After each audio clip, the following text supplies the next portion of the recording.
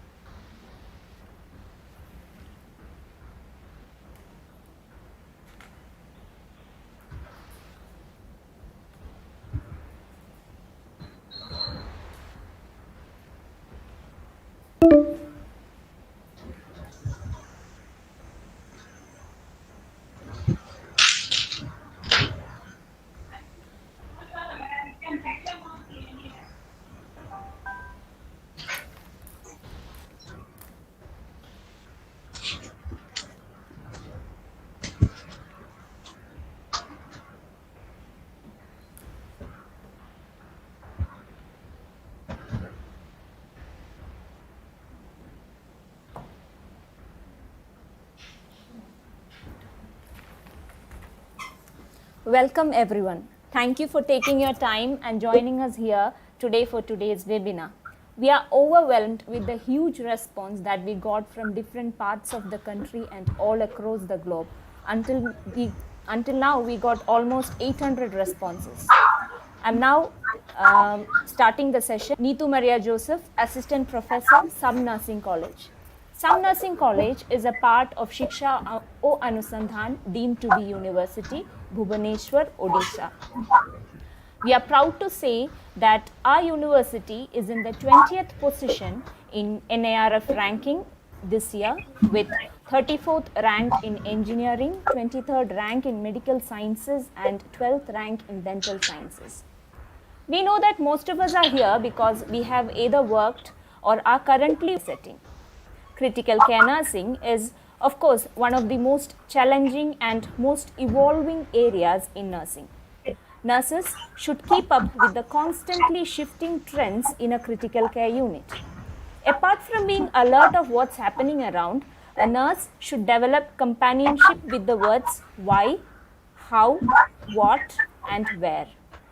So, hoping to answer some of your whys, hows, whats, and wheres, we are conducting of this webinar on critical care nursing skills for nurses to succeed.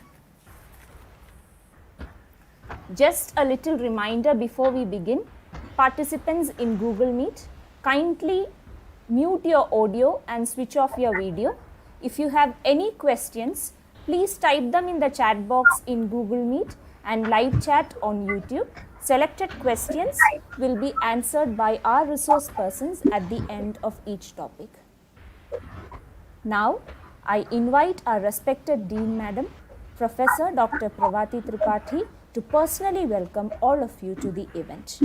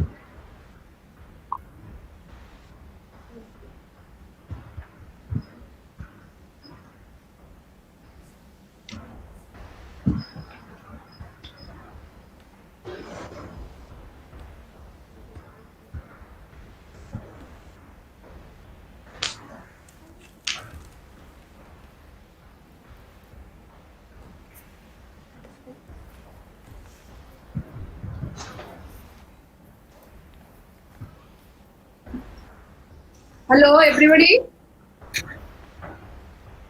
Hello, Nitu. Hello, Madam. Okay. Thank you, Nitu.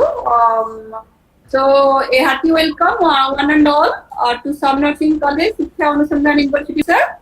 So, people says that we have to choose life or livelihood, but again, we have to prefer above that our profession. So, we have to maintain and we have to upgrade our professional standards and skill or knowledge, whatever you say. So, in the COVID situation, this is a platform given by COVID to conduct this type of program. So, it's my great pleasure to see you all here.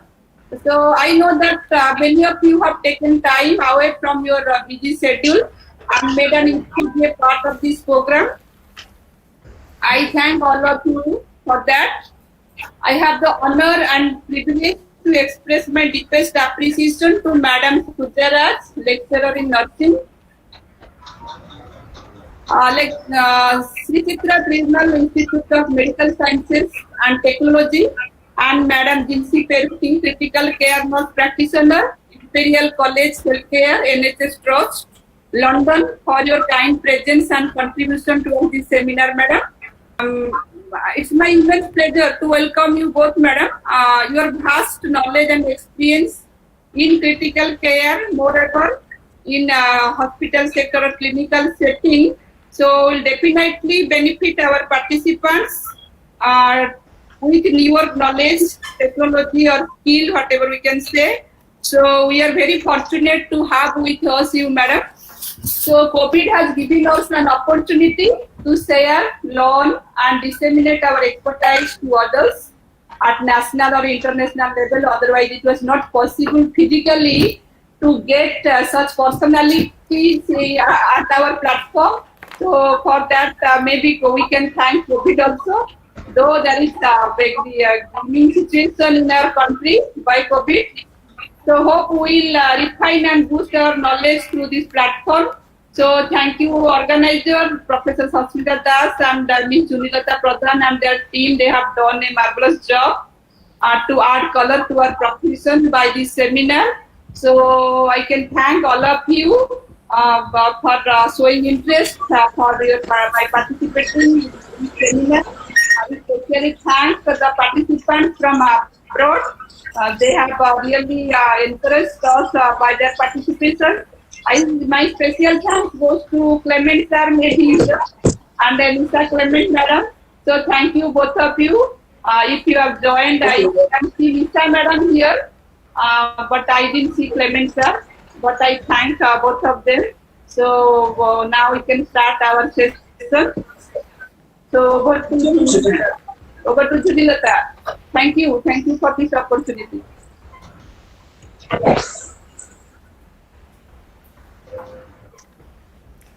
Thank you, Madam, for your pleasant words. Next, I invite Professor Dr. Sasmita Das, Associate Dean and HOD of Medical Surgical Nursing Department, to outline the theme and highlight the importance of it.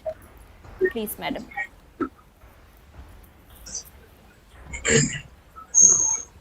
Thank you, Nithu. Hello, are you getting me, Nithu? Yes, am I audible? Yes. Hello. Yes, ma'am, you are audible. Yes, audible, you are audible. Okay. Namaskar to one and all who have joined in this platform for this webinar. On the behalf of Some Nursing College, Faculty of Nursing, SIKSHA ANUSANDHAN, University, I thanks to our esteemed speaker, Ms. Suja Razel, Lecturer in Nursing of Sri Chitra Tirunal Institute of Medical Sciences, Ms. Jinsi Peruti, Critical Care Nurse Practitioner, Imperial College Healthcare, NHS Trust, London,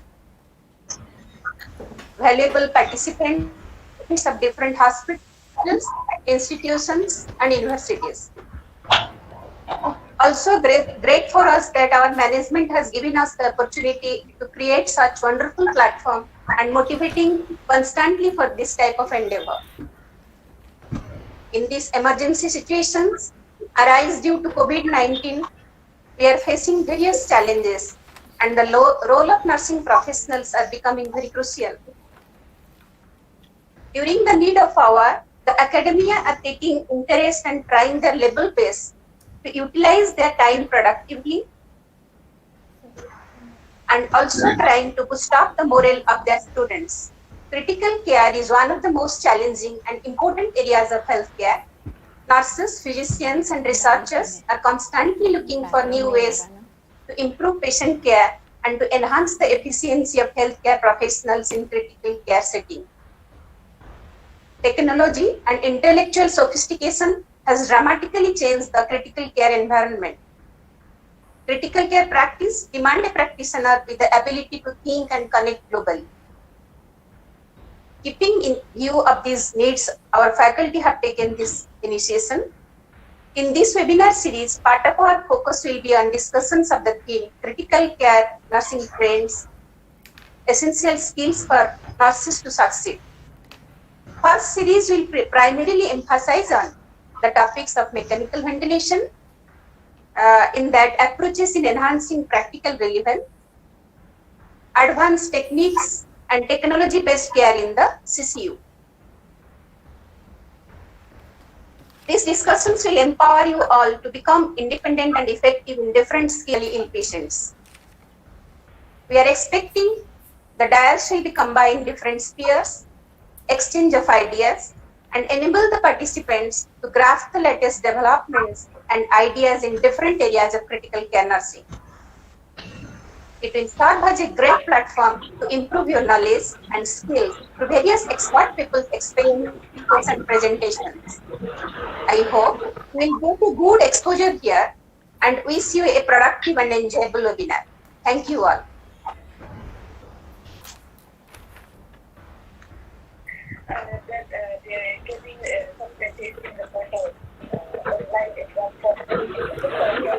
Participants, kindly mute your audio.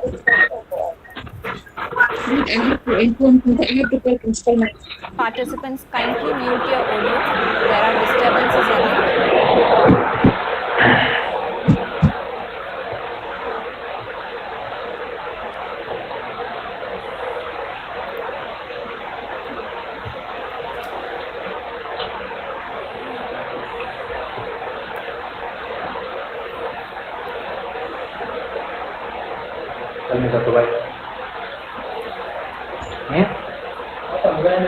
Participants, kindly mute your audio.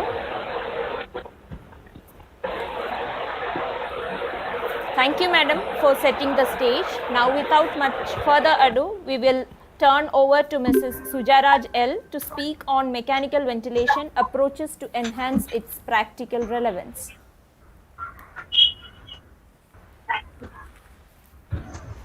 Madam is currently working as lecturer in nursing in Sri Chitra Tirunal Institute of Medical Sciences and Technology, Thiruvananthapuram. She was a devoted student with university second rank both in her BSc and government nursing colleges in Kerala. She has over 18 years of extensive work experience as staff nurse A and staff nurse B in esteemed hospitals such as Regional Cancer Center, Thiruvananthapuram, and Sri Chitra Tirunal Institute of Medical Sciences and Technology, Thiruvananthapuram.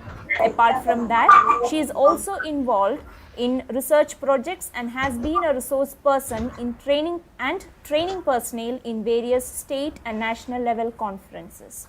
I request Madam to join this session and impart knowledge from her strong and resourceful please.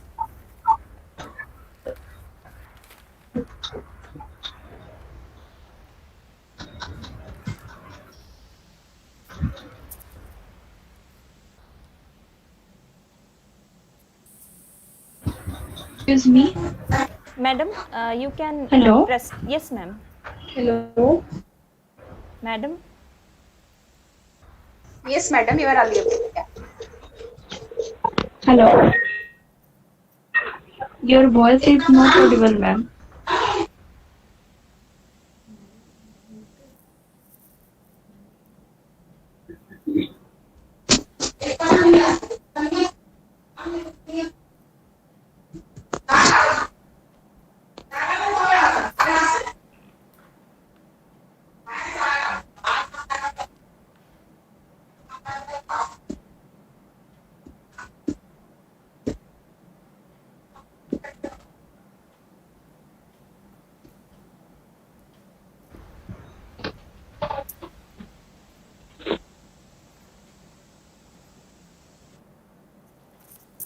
Madam? Yes, ma'am. Okay. Okay.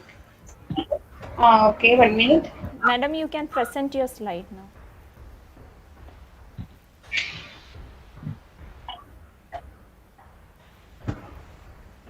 Can you see the full screen? No, ma'am, it's not visible.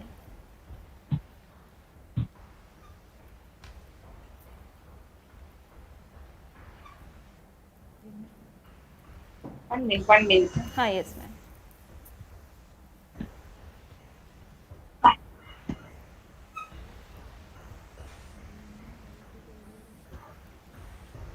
But is it slideshow? Madam, slide is not visible, ma'am. Ma'am, otherwise I will start from here, ma'am. 1 minute, 1 Okay, minute. ma'am, it's visible, ma'am. Now it's visible, ma'am. Okay, yes, I start from there. Okay. Oh, ma'am, it's But visible. actually, I You can cannot, start from share there, this. ma'am. 1 minute.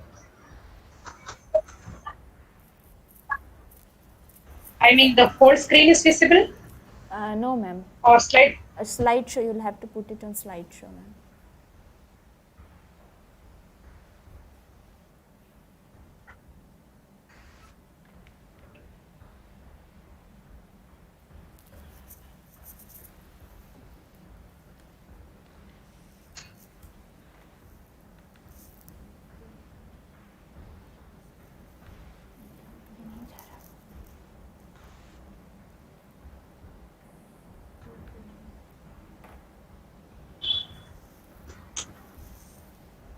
Share it from there, Nisha.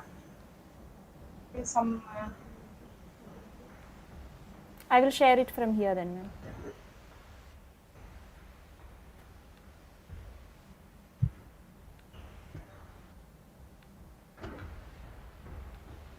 Okay.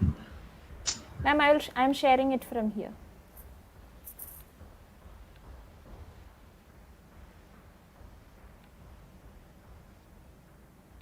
Okay.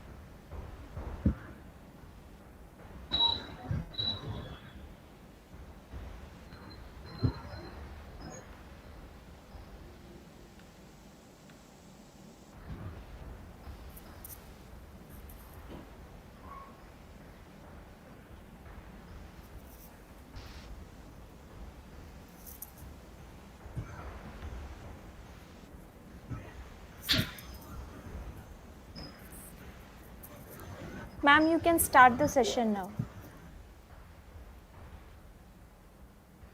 It is visible. Yes, ma'am, it is visible now. Can you hear me? Yes, ma'am. Yes, ma'am, The you're screen is audible.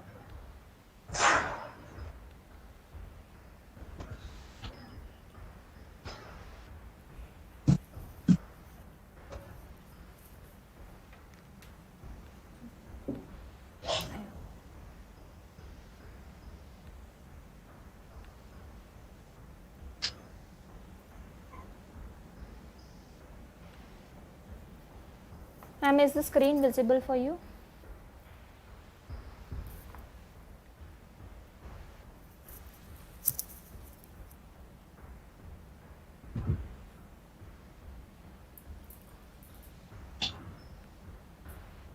Okay.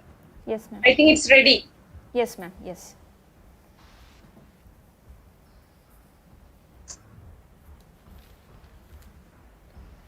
Nidu? Yes, ma'am.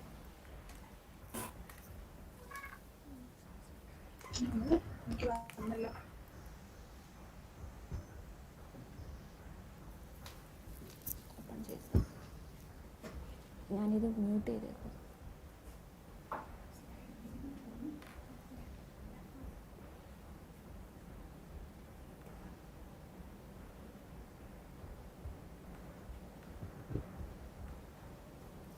Ma'am, you can start now, ma'am. PPT ചെയ്തല്ലേ? Okay.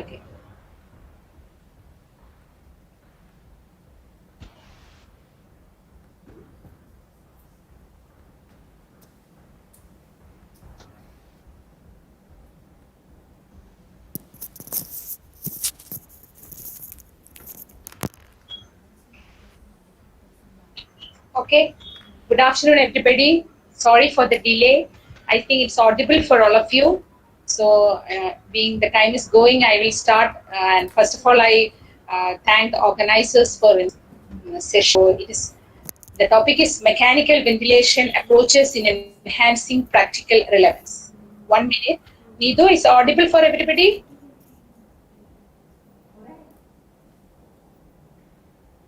Yes. Yes, ma'am, it is audible. Screen is also visible. Yes. Yes, okay. So, mechanical ventilator, the third slide. Mechanical ventilator is one of the most commonly used technologies in critical care, and the mechanical ventilators are devices used to assist patients who require additional respiratory support. So, it's indicated in acute respiratory failure, and the respiratory failure may be due to insufficient oxygenation, which may have causes maybe basically the problem with regard to the diffusion of the alveolar capillary membrane, as well as in conditions such as insufficient alveolar ventilation, whereby the respiratory muscles are affected because of certain neuromuscular disorders like myasthenia or Guillain-Barré, or in conditions like head trauma or head injury, where the central nervous system control of the respiratory system is affected, where you get respiratory failure. Next slide. So, it's typically used after an invasive intubation where an endotracheal or tracheostomy tube is inserted into the airway, and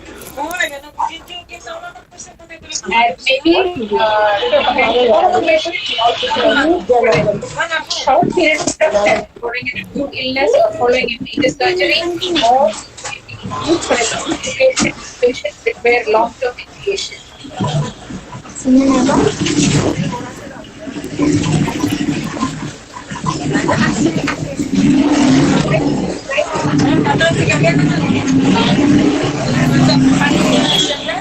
Next slide. The next slide is a picture of a portable ventilator, which is usually used for long-term ventilation. It can be used by the patients at home also. Next slide. Next slide. So, ventilation basically involves two types. That is invasive ventilation, which I have already told. That's ventilator support via a endotracheal tube, and another one is the non-invasive ventilation, where the ventilation support is given by specialized face mask or through the nasal props. So, non-invasive ventilation is usually it is revolutionized, I should say, to the invasive ventilation in the recent times, because in non-invasive ventilation, actually, it does not require an invasive device like an endotracheal tube, and so patients whose respiratory muscles are not weakened, but whose problem is basically with some oxygenation, without an endotracheal tube, we can provide ventilatory assistance. So, that is invasive and non-invasive ventilation. So, next slide, this picture you can see. Sorry, the previous slide you have to take. Previous slide. Neetu, the previous slide. This is the picture of a patient with a tracheostomy connected to a ventilator. The previous slide.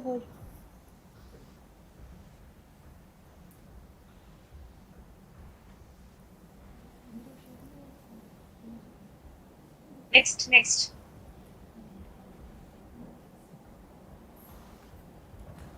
Yes, yeah. Okay. Yeah, a ventilator basically has an inspirator tube. Needu? Yes, ma'am. No. The previous slide, before tracheostomy, one slide is there. I want to show the parts of the ventilator. The previous slide. Yes, yeah, this one. Okay. You can see a ventilator parts where you have an inspiratory limb from the ventilator, which is connected to the humidifier, and from the humidifier it is connected to the patient. Next slide.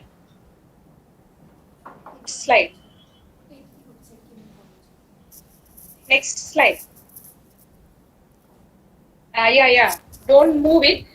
From the humidifier, the ventilator is supplied. It is supplied to the patient. You have an expiratory limb. This is a patient on tracheostomy connected to a ventilator. Now we'll move on to the basic ventilator settings, which a critical care nurse must know. Madam, Yes. madam, can you give us some 2 minutes, ma'am?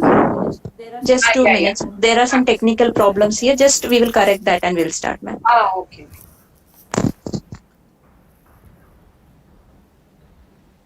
Webinar.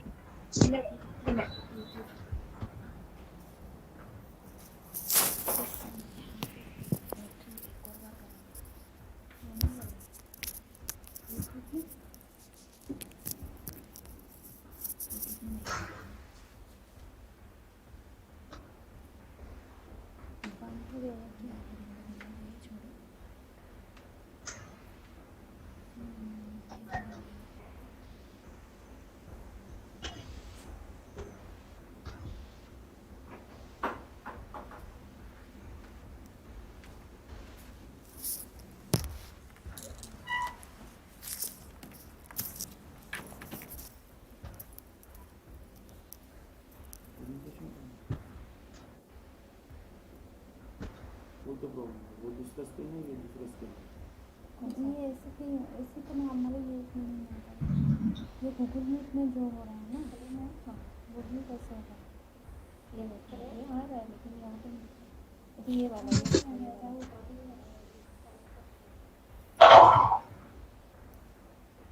नहीं, उससे वो नहीं दिखा रहा है।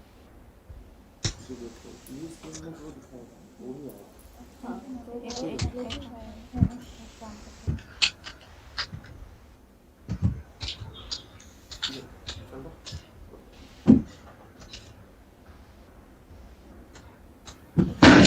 से जो यूआर presented पे एवरीवन ना, वहाँ पे वो पीपीटी होना चाहिए। समझ में आ रहा है ना?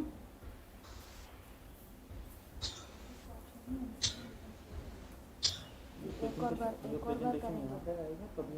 ठीक है, एक और बार करेंगे।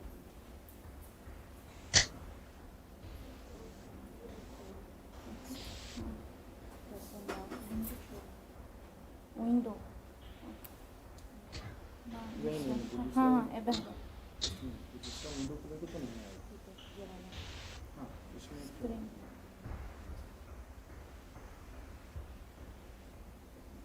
ये बार तक एमती पड़े जाऊँ विंडो।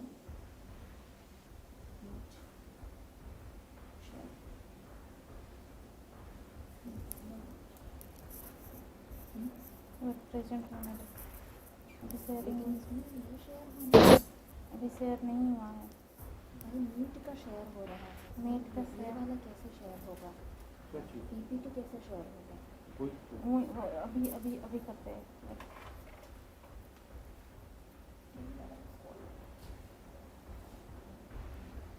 मैडम यूट्यूब का नहीं हो जाएगा मैडम, हो जाएगा। हाइड कर दीजिए। सॉरी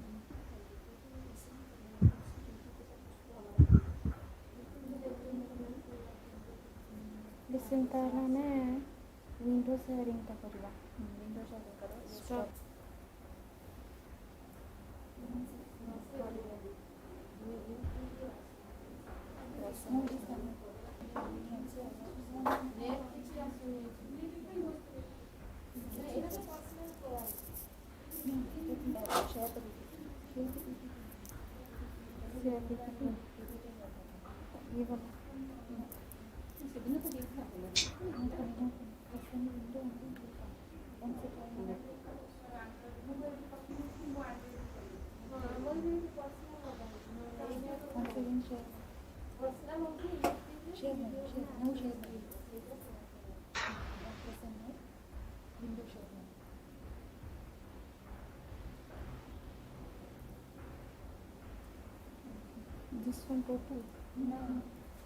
ಇದು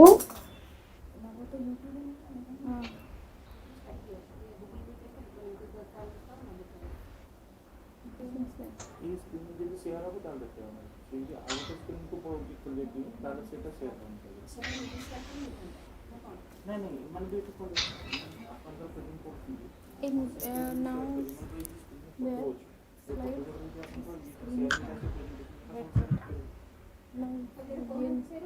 সেগুলো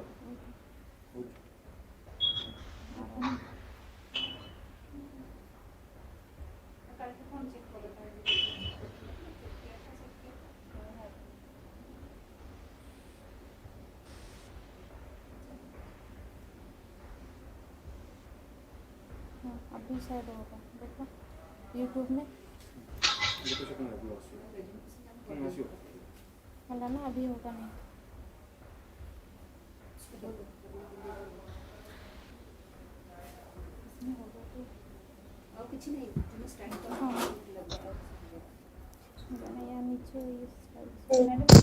Madam, you can start, ma'am. Sorry, ma'am.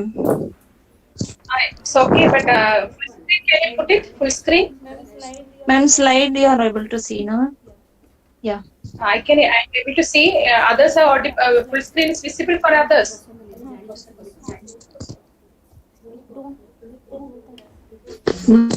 No, slide is not visible. no ma'am Yeah. Now it's visible, no? Yeah. Yeah. Again, going back.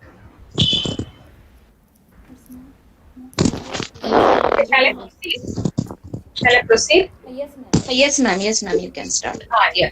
So a critical care nurse should know basically the first thing is she has to know the ventilator settings. So it comes it comes the fraction of inspired oxygen or FiO2. It refers to the concentration of oxygen in the inspired air. And you have to use the lowest FiO2 that achieves the targeted oxygenation. And avoid prolonged FiO2 that is more than 60% as this may cause oxygen toxicity. If the screen is visible.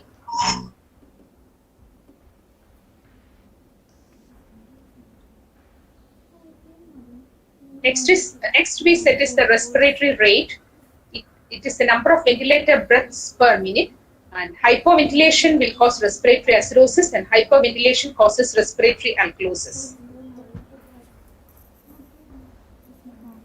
Next is inspiratory to expiratory ratio or IE ratio. It is normal, it's longer expiratory phase than the inspiratory phase, and the usual we set is 1:2 or 1:3. That is a longer expiratory phase, that is a reduced IE ratio allows more time for exhalation and reduces breath stacking. It is usually used for patients who have obstructive airway disease with acute respiratory acidosis. Next, most important is the tidal volume, or we represent it as VT. The tidal volume which represents the setting is 6 to 8 ml per kg of ideal body weight. It represents the volume of gas exchanged with each breath. In a very stiff, non-compliant lungs or a less elastic lungs, like in conditions like ARDS or something, we have to use a lower tidal volume. Next, that is the volume of the gas exchanged per minute. That's minute ventilation is represented by VE. It is the tidal volume into respiratory rate is refers to the minute ventilation, and it's usually 5 to 10 liters per minute. Then next is peak flow. Peak flow is maximum flow delivered by the ventilator during inspiration. Then you have the peak or the peak into the highest proximal airway pressure reached during inspiration. So the target should be less than 35 centimeters of water. Next important setting is the peak, positive and expiratory pressure. That is, it's 3 to 10 centimeters of water. It is what is PEEP represents the pressure remaining in the alveoli or the lungs at the end of expiration. With this PEEP helps to keep the alveoli open and prevent alveolar collapse. And the next is triggers or sensitivity. It refers to the effort of negative pressure required by the patient to trigger a breath. So usually we set it as -1 to -2 centimeters of water pressure. The breaths can be triggered by ventilator initiated breaths as well as patient initiated breaths. So just to review once again, because it is a online, sometimes you might have that. So the ventilator settings basically include FiO2, respiratory rate, IE ratio or the inspiratory to expiratory ratio, the tidal volume 6 to 8 ml per kg of ideal body weight, minute ventilation, that is respiratory rate into tidal volume. The normal should be 5 to 10 liters per minute, peak flow and the peak inspiratory pressure, PEEP or the positive and expiratory pressure, and the trigger or sensitivity, that is the amount of negative pressure required by a patient to trigger a breath. So these are the ventilator settings. Now we have to know, a nurse should know what are the basic modes in a, basically there is a volume control mode or volume cycle and pressure control mode. There are also other modes like flow cycle, time cycle. But the basic two things I am going to tell. Volume control mode is a preset tidal volume with a constant flow during preset inspiratory time and preset respiratory rate. We will set the inspiratory time, the respiratory rate, and the tidal volume is set. And the set tidal volume will be delivered to the patient in a volume control mode. Whereas in a pressure control mode, the ventilator maintains a set airway pressure for a given inspiratory time at the preset respiratory rate. Here also, the peak inspiratory pressure is set. Within that pressure set and within the inspiratory time and the set respiratory rate, the ventilator will deliver the tidal volume. So the first thing, the tidal volume is set. Here, the airway pressure is set. So basically, when we come to the modes, you have controlled mechanical ventilation, where breaths are given on a preset timing. Either it can be pressure cycle or volume cycle, and in a CME mode, the patient effort is ignored or usually done in an unconscious patient, and the minute ventilation or BE is entirely dependent on the set respiratory tidal volume or set inspiratory pressure. Next, you have the assist control mode. Here, the ventilator provides assist control mode. The patient may take the spontaneous breath, but even though the patient takes the breath, the ventilator will provide the mechanical breath with preset tidal volume or peak pressure every time when the patient initiates a breath. Now we have another mode, that is PRVC mode, pressure regulated volume control mode. Here, the tidal volume is set and the applied airway pressure changes to attain the target volume. PRVC mode. That is, already a tidal volume is set and the airway pressure, the ventilator will adjust the airway pressure.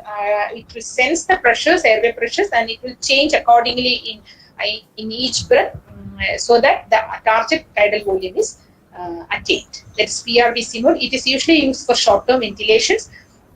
Then you have a synchronized intermittent mandatory ventilation or SIMV. Is used as a weaning mode. That is, as we are trying to wean the patient from the ventilator, the SIMV mode is used. Here, ventilator breaths are synchronized or coordinated with the patient efforts. Okay, now pressure support ventilation. You have pressure support ventilation. I think the screen has gone. Pressure support ventilation. It is used as, again, pressure support also is a weaning mode to augment patient's spontaneous effort and decrease the work of breathing. Here, the patient's spontaneous breaths are initiated by the patient, but the ventilator delivers a support with a preset pressure value for a pressure support ventilation. Is the screen visible? Yes, ma'am, it is visible. Yes, ma'am, it is visible, ma'am. Okay. Next, you have the CPAP mode, continuous positive airway pressure, or CPAP mode. I think it can be used for both intubated and non-intubated patient. It supplies CPAP continuous from the body itself. It supplies pressure throughout the respiratory cycle, improve oxygenation in spontaneously breathing patients. The ventilator does not cycle during CPAP. Now you have BiPAP, bi-level positive airway pressure. It's a non-invasive positive pressure ventilation that delivers a preset inspiratory positive airway pressure and an expiratory positive airway pressure. So the modes are the volume control mode, where a preset tidal volume will be delivered to the patient, and the pressure control mode, where a set airway pressure is set for a given inspiratory time, and the whatever tidal volume can be delivered within this pressure will be delivered to the patient. Again, you have the CAP mode, the assist control mode, PRBC mode, SIMD mode, pressure support mode, and for both intubated and non-intubated patients, this is CPAP mode and bi-level positive airway pressure. This is usually used for non-invasive ventilation. Okay, now this is a ventilator screen. This is a ventilator screen. You can see in a patient on ventilator. And the blue portion at the lower end shows the tidal volume. This is the flow cycle, inspiration, expiration flow cycle, and this is the pressure waveform. Okay, so you can see that all the whatever it is set is already clear. The peak airway pressure here, it represents 16. I don't know whether it is visible to you. Now we have a peak is 5. Everything will be shown in the screen. Then you have a FiO2 of 60. It's a FiO2 of 60%. The respiratory rate of 20. Then minute ventilation 10.3 liters. So this screen, actually, a critical care nurse should be well aware of this screen. So if whenever a peak airway pressure or this a plateau pressure is increased, then we can see automatically see changes in this ventilator screen.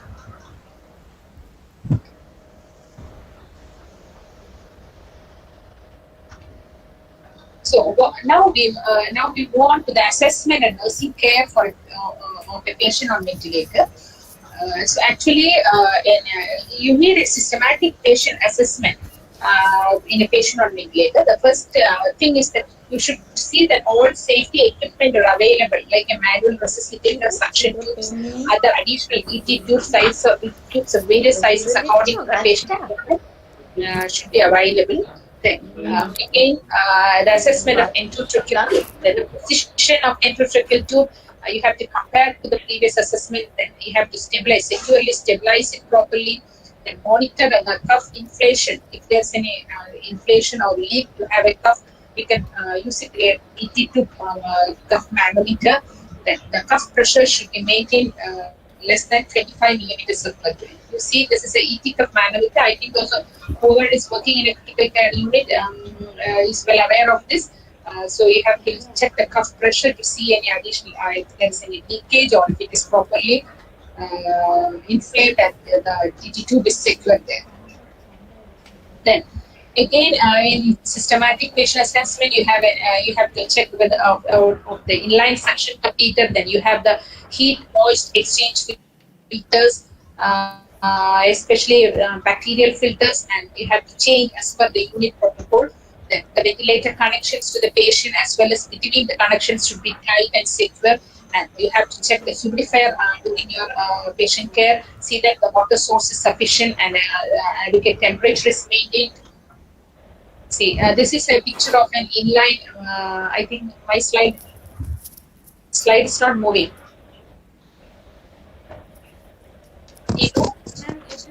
It is moving. Yes, Okay. ma'am. It is visible. Yes, ma'am.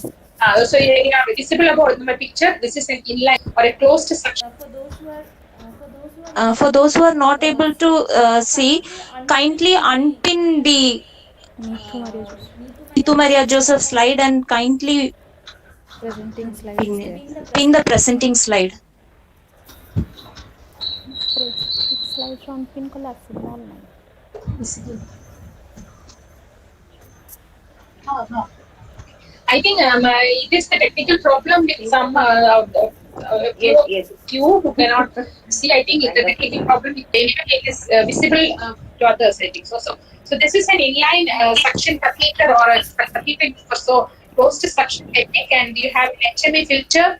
These are the things which we filters are recently being used more often, because we connect two HME filters for in treating in ventilating or ventilator care for a COVID suspect or a COVID positive patient. Here in our hospital, actually, we do a COVID suspect patient, not a COVID positive. Okay. So next slide. So next slide is also a picture. This is a inline suction catheter, a closed suction attached to a tracheostomy tube.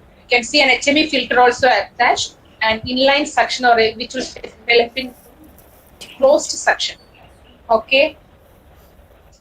So okay, next slide. So in a systematic patient assessment, as I have told you, which is very important to assess the positioning of the ET tube, whether the patient connections, ventilator connections are accurate, whether the closed suction techniques, everything are properly functioning.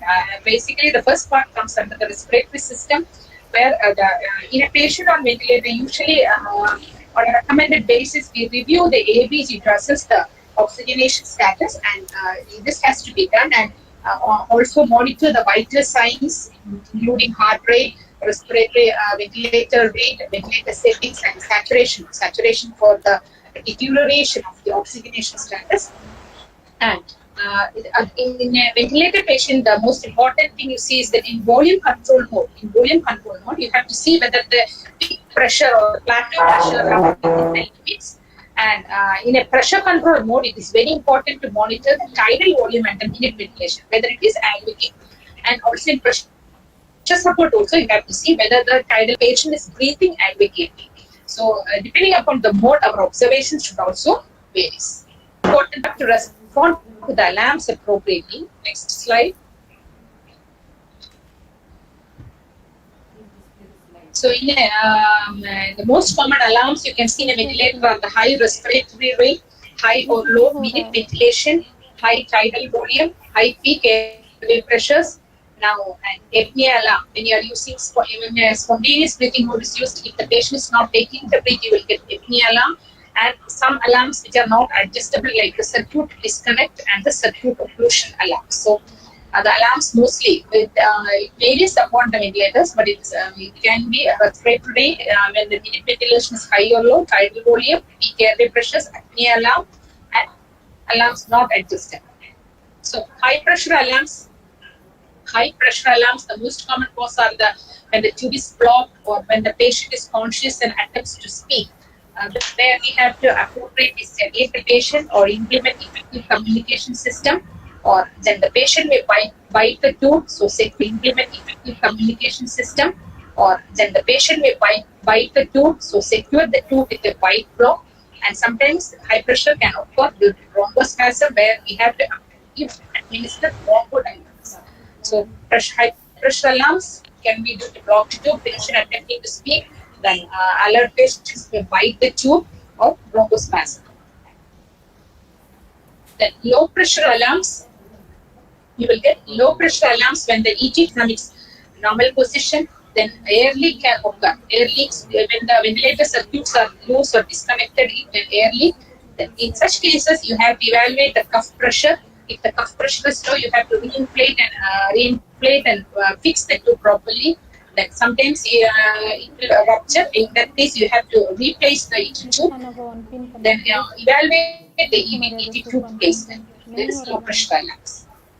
Then you have the low oxygen pressure. Whenever the supply of oxygen to the ventilator is affected, like mostly oxygen malfunction. In such cases, you have to disconnect the patient from the ventilator and manually oxygenate with ampo bag and inform the physician and team members.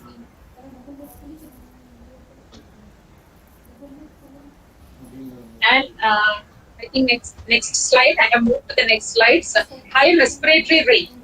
Alarms can also occur due to high respiratory rate, which is mainly caused due to patient anxiety, then pain, secretions, hypoxia, or hypercapnia. In such cases, it is very essential to properly sedate the patient if the excess secretions are there suction. Then always assess for any causes of hypoxia and reassuring the patient is also very important.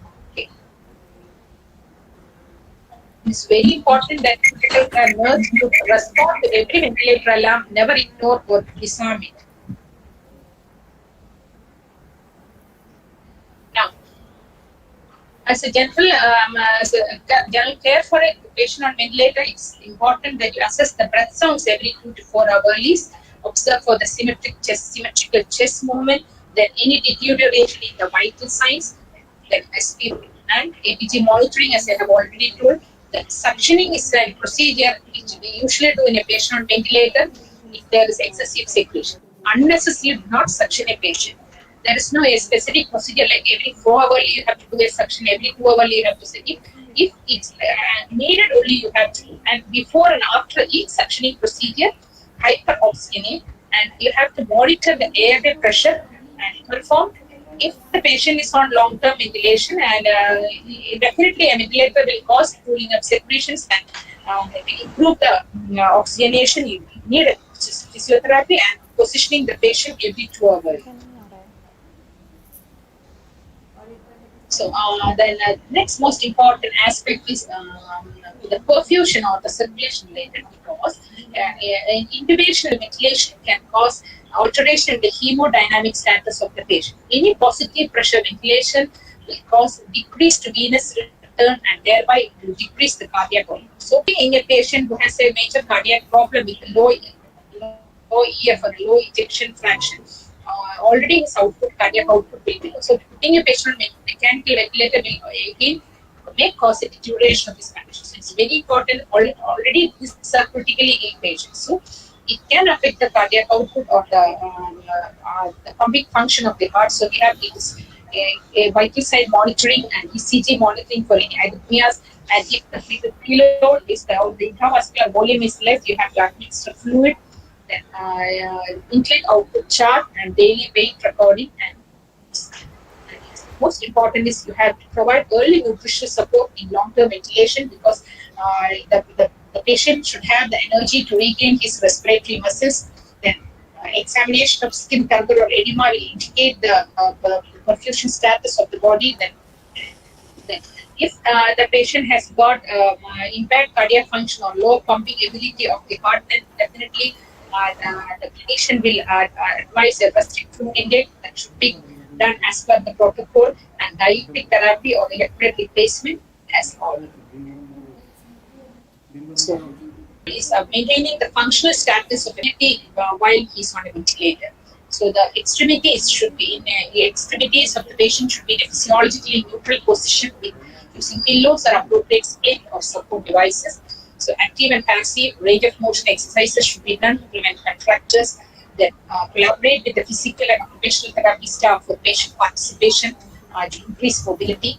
Then every position change, you have to document the skin integrity, reassess body prominences for early sign of skin breakdown. And as far as possible, our aim should not always our aim should be, whenever you put a patient on a ventilator, our aim should be to remove him or check for spontaneous breath and remove the ventilator as early as possible, because as long as the ventilator is there, then there's no chance for other infections. And next is prevent aspiration and BAP. Ventilator-associated pneumonia, it is the second most common hospital-acquired pneumonia, and it's the leading cause of death from nosocomial infection. So BAP is the most common complication. So we have, being nurses, we have a very great role using BAP.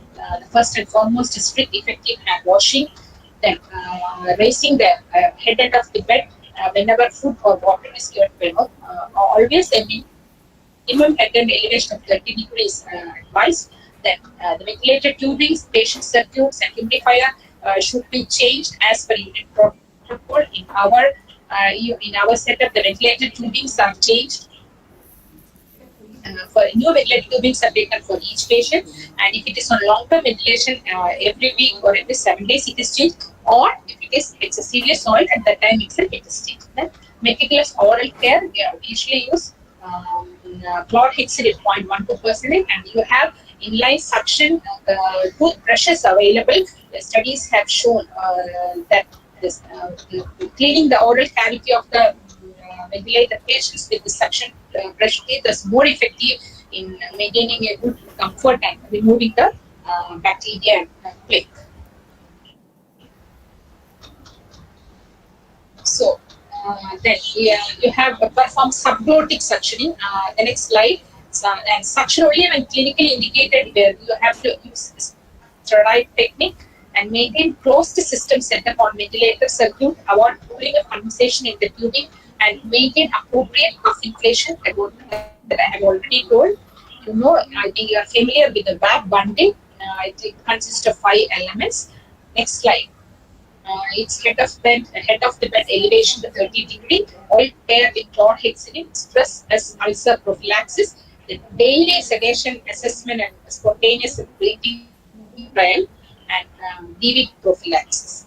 And this is a picture of a endotracheal tube with a suction port where you can do subglottic suction, because you know that aspiration of the oral secretion is the most common cause of VAP.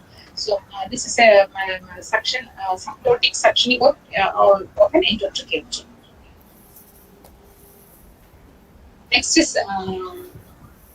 Next slide is all the general comfort measures of the patient should be made. This eye care, if the patient is unconscious and is on ventilator for a long period of time, there is chance for corneal dryness and ulceration. So you lubricating drops or ointment and keeping the eyes, applying eye shields, and eye care should be done on every shift. Then we have to meet the comfort or pain control of the patient. Pain assessment is important. Ensure adequate analgesia and sedate as indicated. And most important fact is meeting the psychosocial needs of the patient. Patients who are usually on long-term ventilation, they have problem with communication. So there are visual tools to facilitate communication, or you can give a paper and pen with provide some means to write notes. And if the protocol allows and if the patient is stable, then visitors can be allowed and may be allowed to talk with the patient in a normal tone of voice and encourage self-care of activities of daily. Because encouraging self-care with positive thinking in the patient. And now you have definitely in a patient who are going to mechanically ventilate a patient for a long period of time, definitely this patient will be on tracheostomy, and you have now speaking valve tracheostomy tubes where patients can speak also. So meeting their psychosocial needs is also an important aspect. Next, we move the one of the most important part of a patient, that's weaning from the ventilator. So as a critical care nurse, a daily assessment of patient's ability to come out the ventilator should be considered. The common considerations are generally the patient should be stable and improving medically, and FiO2 requirements are 50% or less. The PEEP requirements are 10 centimeters of water or less, and the patient can make spontaneous efforts. So when a patient is, when you think that the patient is capable and taking spontaneous breath adequately, then usually as a weaning procedure, we can do spontaneous breathing trials. Usually we put a TPs or we have the SIMB plus pressure support mode. We put the patient in the SIMB and pressure support mode or the CPAP mode, and we will assess the tidal volume and the ventilation, and if it's adequate and all the vital signs are stable, then we can think of weaning from the ventilator. So what during extubation we have a significant role. Explain the procedure to the patient, all emergency equipments and the equipments needed for extubation like suctioning, face mask, all should be pre-planned and be ready, and prop up the patient head at elevation to at least 45 degree. Then suction oral cavity at ET tube, loosen the ET tube cuff and remove ET tube in a steady, quick motion.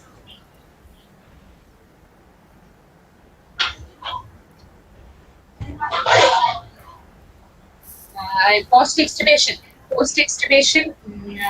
humidified oxygen should be given. Monitor vital signs, breath sounds, and post-extubation SpO2. Then ask the patient to speak and cough, and ABG is usually taken after 30 minutes of extubation to see if everything is adequate.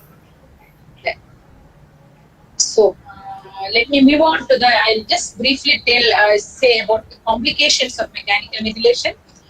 What can occur if bowel trauma, that is if the tidal volume given is very high, it can give to lung over-inflammation and acute lung injury. Then paratrauma in case if the pressure is very high, the FiO2 is consistently high, the patient can develop oxygen toxicity, infections, especially MAP, increased cardiac output, and ET tube related late complications like tracheal stenosis and tracheal esophageal fistula. So I think I have covered in brief about what all, but I cannot leave without telling a few words about ventilator care in the COVID scenario. In a COVID scenario, when it's important that you first, if we being a pandemic, you have to first see that our personal protection is the priority. So full PPE must be available for all providers to ensure droplet contact isolation precautions. And careful attention is required to avoid self-contamination. So this is very important. So in a COVID scenario, actually when an emergency comes and we need to ventilate a patient, as I have told, donning of PPE is the most important. There should be a teamwork, team members, designated team members with specified roles given to each team member. Like there should not be any unnecessary crowding of whatever it is, it being an emergency or anything. So in a COVID suspect or a COVID positive patient, if intubation is required, it should be a very planned procedure. The decision should be considered on a one team with definite holding. Okay, and always it is better to do an invasive ventilation rather than a non-invasive ventilation in a COVID patient for a COVID suspect patient, because in a non-invasive ventilation, the chance of aerosol generation is very high, and thereby droplet generation is also very high. Now, once you have intubated the patient, for the positioning of the patient, as already mentioned, the head end of the bed should be elevated at minimum 30 degree. And in what we have seen is the ARDS, where prone ventilation for 12 to 16 hours it can be done if recommended. Then always use closed technique of suctioning. Always consider whether the suctioning is really needed. Then the patient has to be given adequate sedation and paralysis prior to suction, so that it will minimize the aerosol generation. Then during extubation, a transparent plastic sheet may be placed over the patient's face to prevent splash, and a simple oxygen mask should be placed on the patient immediately post extubation to minimize aerosolization from coughing. So we have moved from the iron lung to the speaking valve. Iron lung was the first negative pressure ventilators, where the patients were kept inside this iron machine, and due to negative pressure, then to the lungs of the patients. From that, we have moved on to the invasive and non-invasive, and now we have the speaking valve connected to the tracheostomy and everything. So, to conclude, stable patients on ventilator can be cared in ward also. Physical, nutritional, and ventilator assessment techniques help to identify nursing interventions and plan care to meet the goals identified. Avoid complications, and identifying early signs and symptoms of complications will reduce the hospital stay. So I have just given a self-learning activity for you all. Next slide. So basically for the students assignment. So you can observe a mechanical ventilator, its make and model. There are various types, various companies and components. Then patient circuit, tubings and its attachment. Where is the gas inlet? Where is the inspiratory and the expiratory link? Where can you connect water traps if it is there? But then now water traps are not so common. Then humidifier, nebulizers, airway pressure, modes, alarms, equipments needed for extubation. Okay, now you also have the one thing I have not included in the slide, but it's very most important, is the aftercare of the ventilator also. After using for a patient, it's very important that you disinfect. Usually after a patient use, the ventilators are disinfected with the 70% alcohol or spirit, or designated wipes with the designated disinfectant solution are available. So it's very important that you have to properly disinfect and clean the ventilator, as well as the usually the tubings are usually disposable. Now you have the humidifiers also disposable. Tubings and humidifiers are available, so it can be used for 2 weeks and then we can discard the whole thing. Then the HME filters are changed every 24 hours. Then tubings, as I have told you, if it is not soiled or if it's not clouded with secretions, on a weekly basis it is changed in a patient. In a single patient, if it is on long-term ventilation, every week we change, or as often as needed if it is lot of secretions. So I don't know how much I was able to convey the whole message, being it's an online, but still I hope it had the PPTs are available. Even you can look on that. And thank you so much. Thank you, madam, for the informative session. Madam, we got a question from one of our participants, which is, what is the difference between PRVC SIMV mode? Okay. What is the difference between PRVC and SIMV? Yes, ma'am. Yes. Pressure regulated volume control. PRVC is pressure regulated volume control. Means that suppose we want to give 500 ml of tidal volume to a patient, and what the ventilator will assess the airway pressure. It will sense the pressure in such a way that it will adjust the airway pressure. It will assess the lung compliance of the patient also, and the ventilator itself has an intrinsic mechanism to assess the pressure and change the pressure accordingly, so that the set tidal volume will be delivered to the patient. Okay. So it is actually it's an advanced technique. Now it's most commonly used. So depending upon the pressure changes, the ventilator itself can adjust the pressure changes so that the tidal volume will be delivered. So because some patients will have very if they say COPD not deliver tidal volume in the forced rate, and also ventilator itself will adjust the pressure in such a way that the set tidal volume will be given. And it's a difference is that one cycle the pressure is given, then depending upon the pressure due to giving a set tidal volume, it will change the pressure in the second cycle, and accordingly it will give the tidal volume. Whereas SIMV mode, from the word itself, it is synchronized intermittent mandatory ventilation. That is, it is a weaning mode. Actually, it is a weaning mode. That is when when the patient has started taking self breaths, we will put the patient in SIMV mode in that. Whenever the patient takes breath, the ventilator will support.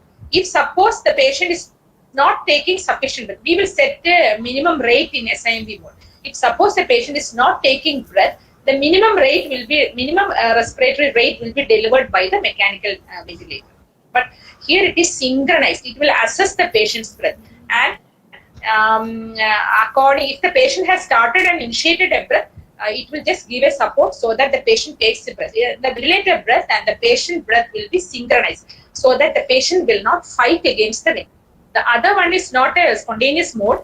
PRVC mode is not a spontaneous mode or a weaning mode, whereas SIMV mode is a weaning mode of ventilation. Thank you, ma'am. Madam, we got another question, which is, please clarify why in case of ARDS prone position is given. And also the same person asked to... Hello? Hello, madam. We got another question, which is, hello, ma'am. Yes. Why in case of ARDS prone position is given? Okay. Actually, in acute respiratory distress syndrome, actually,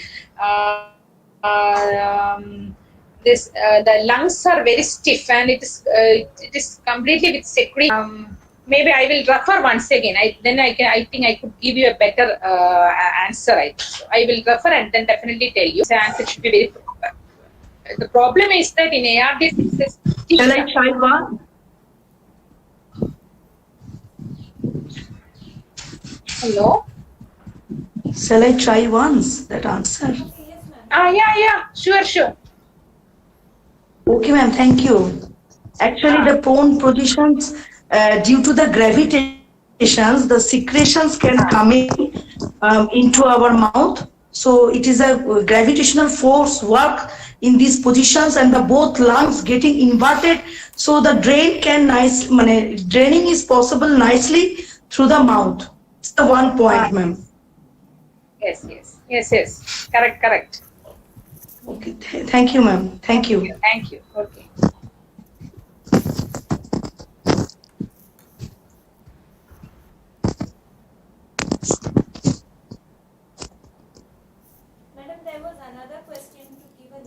Madam, there was another question to give a little more clarification of the ventilator screens, the waves in the ventilator screen.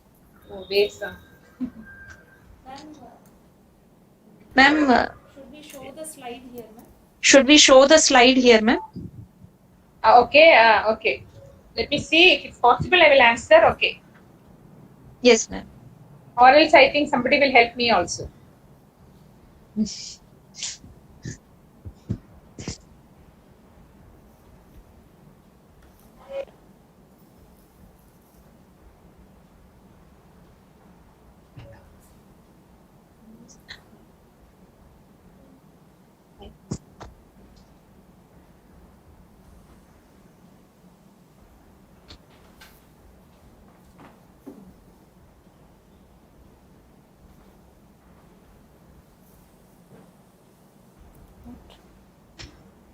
Which one?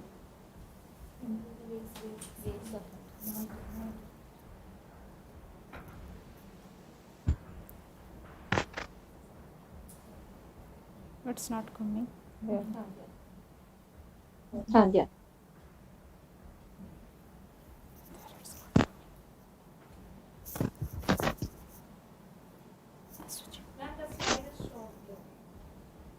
Ma'am, the slide is shown here. Yeah.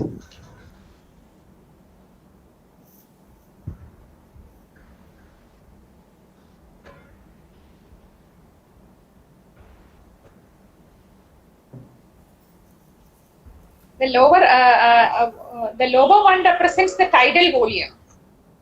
The blue color represents the tidal volume. Okay. Tidal volume. This is the flow cycle, inspiration, expiration cycle. And this is the pressure, inspiratory pressure and the expiratory pressure, that's airway pressure. That's pressure cycle. This is the flow cycle, that is the inflow of the air and expiration, and this is the tidal volume. How can you interpret this? If it is any abnormality, we can note that. I'm not so specific on that, but these waveforms represent this. Ventilator monitor represent this waveforms. This is the tidal volume waveform, this blue one, and this is the flow cycle, that is inspiration, then expiration. Okay, then this is the pressure waveform.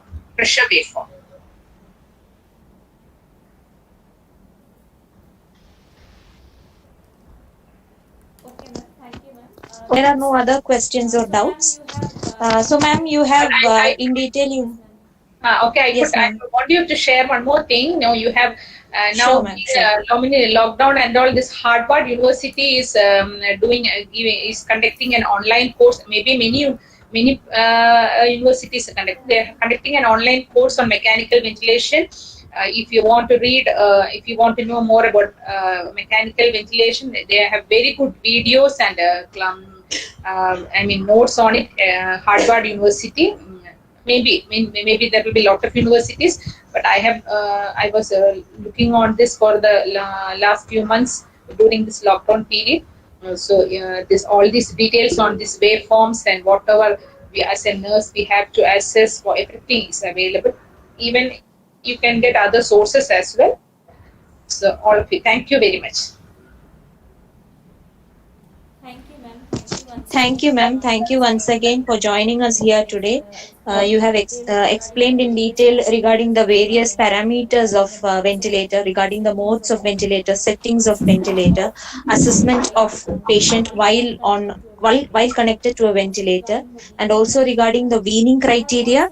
You have also explained regarding the current scenario, considering the current scenario, that is the COVID situation, and also the evolution. Slightly briefly, you have said regarding the evolution of mechanical ventilation. Thank you for joining us here today, ma'am. And participants, we are really sorry that there were some technical difficulties in between. For those who are not able to view the slides here, kindly go to the YouTube live session. The slides are visible there. We will move on to our next session.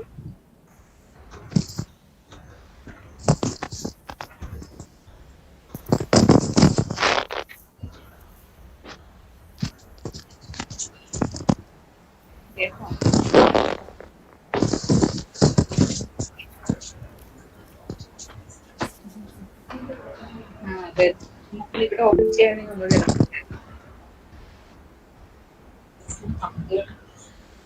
Thank you U K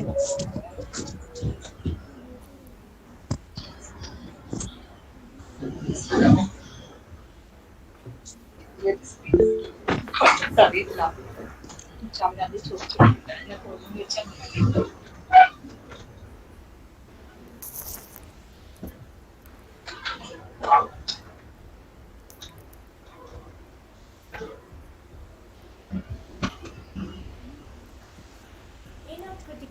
In a critical care unit, we come across various machines and equipments, and apart from that, we also say a lot of low tech and high touch care. So, I welcome Ms. Jinsi Peruti to highlight how advanced techniques and technology enhance care in a critical care unit. After completion of BSc Nursing from PD Hinduja College of Nursing, Mumbai, she has now over 10 years of critical care work experience as a registered nurse and charge nurse in general intensive care units and neurosurgical intensive care units in PD Hinduja National Hospital and Reliance Foundation in Mumbai and Hammersmith Hospital, Charing Cross Hospital in London. She has been keen and driven on her professional development as she engaged herself in educational programs such as critical care nursing course, mentorship in professional practice, and Springboard leadership program in different universities in London. Currently, she is working as a critical care outreach and resuscitation practitioner and is energetic in being part of the hospital, cardiac arrest, and medical emergency teams. She also provides resuscitation and airway management training to nurses, doctors, and all healthcare professionals. I invite Ms. Jinsi Peruti to talk on the topic.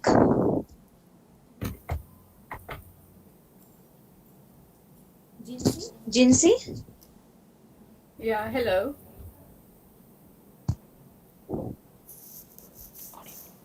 Jinsi, yes, you are audible. Okay, great. Hello, everyone. Firstly, welcome to the presentation. I hope everyone's having a good day. I will get on with I'll just give a quick introduction. My name is Jinsi Peruti. I did my nursing in Hinduja College in Mumbai.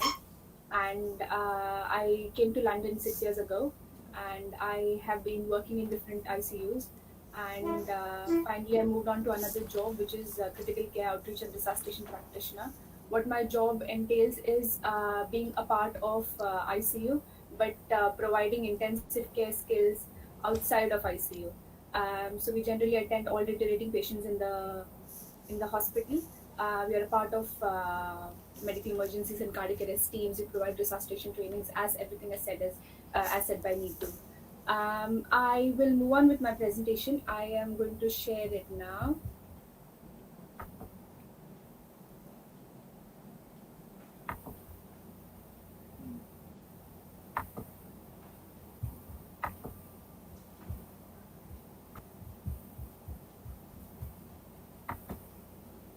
So here we are.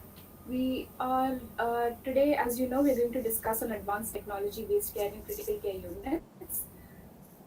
As I hope everyone has some background in ICU, and when before I start with the presentation, I would just like to give a quick story in terms of like when we were growing up, we had different dreams.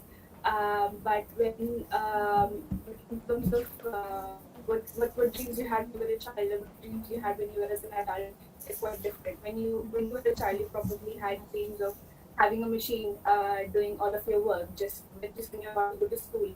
Imagine a life like literally rich, getting dressed by the machines in your house, and you don't even have to lift a finger to get ready.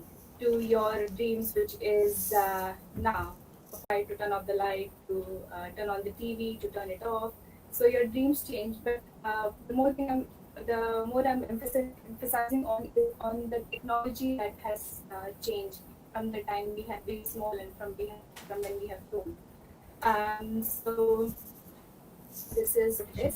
From here, I would like to start with my presentation. For this presentation is, I hope you guys familiarize yourself with critical care setup towards the end of the section, explain the need and importance of technological advancements in the field of critical care nursing, list various advanced technologies used in critical care and determine the potential of advanced practices to benefit patients and healthcare staff.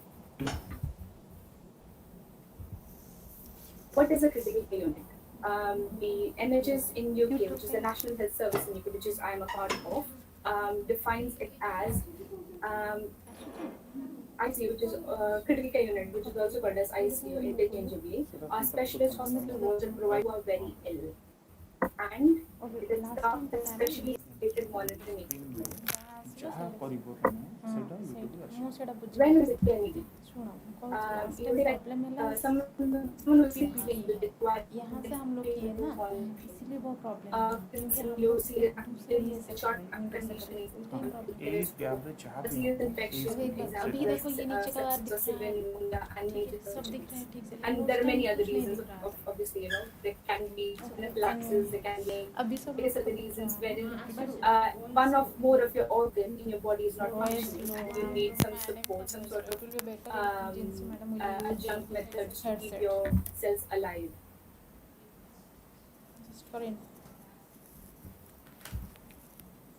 Here we go. Here is a typical critical care unit.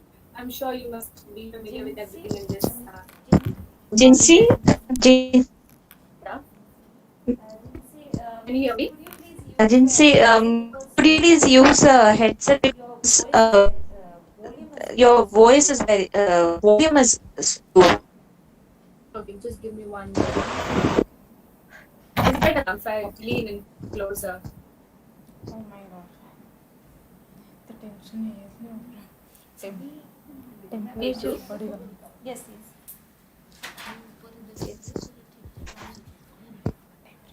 Neetu, is it better now? It's much better. Good. Okay, cool. So I'll lean in closer. So I'm sure this is a typical critical care unit. You must be familiar with most of the equipments here. There's a cardiac monitor, a ventilator, feeding tubes, ET tubes, IV lines and pumps. There's a hemofiltration machine there. There's drains and catheters. So you obviously, when you walk into an ICU, you will see different equipments which you are not used to seeing in the wards or in any other part of the hospital. So it's obviously an advanced care area. Now, why does critical care need technology? Now, in a critical care unit, there's large volumes of information collected from various sources. Like you have your heart monitoring, your respiratory monitoring, your different types of monitoring information collected, and data from monitors and medical devices is difficult to acquire and store in digital format. So this data is significant to understand the complexities of critical illnesses. A comprehensive understanding from advanced data analytics can aid physicians in making timely and informed decisions and improving patient outcomes. So what we understand by this is when we get a lot of information, it's of no use unless we put it to some use. We synthesize the information and use it to create better patient care. Now, before we move on to the further advanced technologies which is used in critical care, I would like to just give a brief history of computers and critical care technology, which is so if you see, it was in 1946 that there was we used the computer for general purpose, that is basically for the public. Then at that point, it was used to calculate missile trajectories for the US Army, and it was the size of a room, weighing 27 tons. And in 1966, the first computer was introduced into critical care. Essentially, even at that point, it was used to collect vital signs from bedside monitor. And in the 1980s, what we decided is we started doing automatic data collection of vital signs presented in graphical displays instead of flow sheets. And it was only in the last 2 decades that rapid period of technological advancements in critical care. The need to acquire data and interpret is now an integral part of the field. Essentially, from 1980s to about 2000s, there were almost up to 2 decades, we did not move this technology, did not change anything. So I feel in the 21st century, it is quite imperative that we use all possible technologies that we have in order to create a smart hospital. So what is the current state of technology in critical care at the moment? Today, there are a number of commercially available clinical information systems for the ICU. You may be familiar with electronic medical records, various methods wherein a lot of your paperwork has been reduced and you've been slowly moving on to electronic medical records. Increase in monitoring technology and standalone medical devices, which generates a vast amount of information. I think that's pretty self-explanatory. But this variable data generated from individual devices may not be compatible with each other. Like you may have come across wherein one of your systems is not essentially talking to the other, and you need to correlate data from both the devices, and you used to spend your time and energy to make use of that data. It is important to facilitate collaboration, optimal workflow among healthcare teams to promote a better understanding of the patient's pathophysiologic state and support decision making. So this is important so we can promote a better understanding of the patient's condition. And so the current state at the moment is like work is in progress for future systems to go beyond simply reporting streams of raw data. That is, it's not essentially just giving you raw data, but it is using the data, synthesizing it to generate hypotheses and improve the ability to predict future events. On that note, I would like to mention there is a lot of study which is going on into what ventilation settings were they on before, how was their saturation at that point because of it, how was their how was the ventilator parameters at that point, how was the tidal volume, how was the minute ventilation. So you can gauge things that change as per hour all in one place. It's not like you have to twiddle on your ventilator to go back to your previous hour, and you just have one entire system wherein it says this was your heart rate at this hour, that was your heart rate at the other hour, and whether there has been any arrhythmia. It also it has add-ons to the system. So there are the one add-on is like you can have a system where it directly collects the data from the cardiac monitor and the ventilator to the system. So you're not manually entering. There are also various add-ons wherein you can have additional lines and wires which can connect to your infusion pumps. So it directly collects the data from the infusion pumps that this is the drug which is going, and this is the dose that the patient is getting, and so forth. We'll move on to the next thing. Among various other advanced techniques that I want to talk about. Jinsi, yes. Sorry to disturb you, but again, for some participants, your voice is not audible. Can you please? I'll try and speak louder. Okay, thank you. I'll try this, and then if not, I'll get a microphone. Is that okay? Sure. Okay. So with sepsis management, so what I was talking about in terms of advanced techniques, sepsis is something which is very close to what I'm doing at the moment of deteriorating patients. So this is something that I want to emphasize on. When you're thinking of advanced healthcare, it is always it is always imperative to decide as to whether you're taking care of your patients well enough. So sepsis management in that regards, I would like to say that sepsis is a potentially life-threatening condition triggered by infection. It can be difficult to spot, but kills at least 48,000 people a year in the UK. Many patients, if sepsis caught early, it can be easy to treat. With early diagnosis, we could save thousands more lives a year. So in order to take care of sepsis, what we follow here is a surviving sepsis campaign, which was started in and I mean, it had its roots in 2004, 2007, and then and then it was just started off in 2017. And since then, we have been pretty on it. And I'm sorry, I'll come back to this thing. I'll go through the sepsis screening and action tool, which is essentially a form that we fill in when you feel that your patient is deteriorating at any point. For this, what we do is we check these various parameters. So the number one, which says, does patient look sick? So even just by appearance, you can mostly tell whether your patient is sick or not. The next thing would be whether this could be due to an infection, and whether there are various options that you can check. So following this flow sheet, you can determine whether your patient needs any sepsis management. The next column, which says, is any one red flag present? Like these parameters are the main thing that we actually look into. Whether they have any acute confusional state, like if they have been confused for a while, then that's not an acute issue.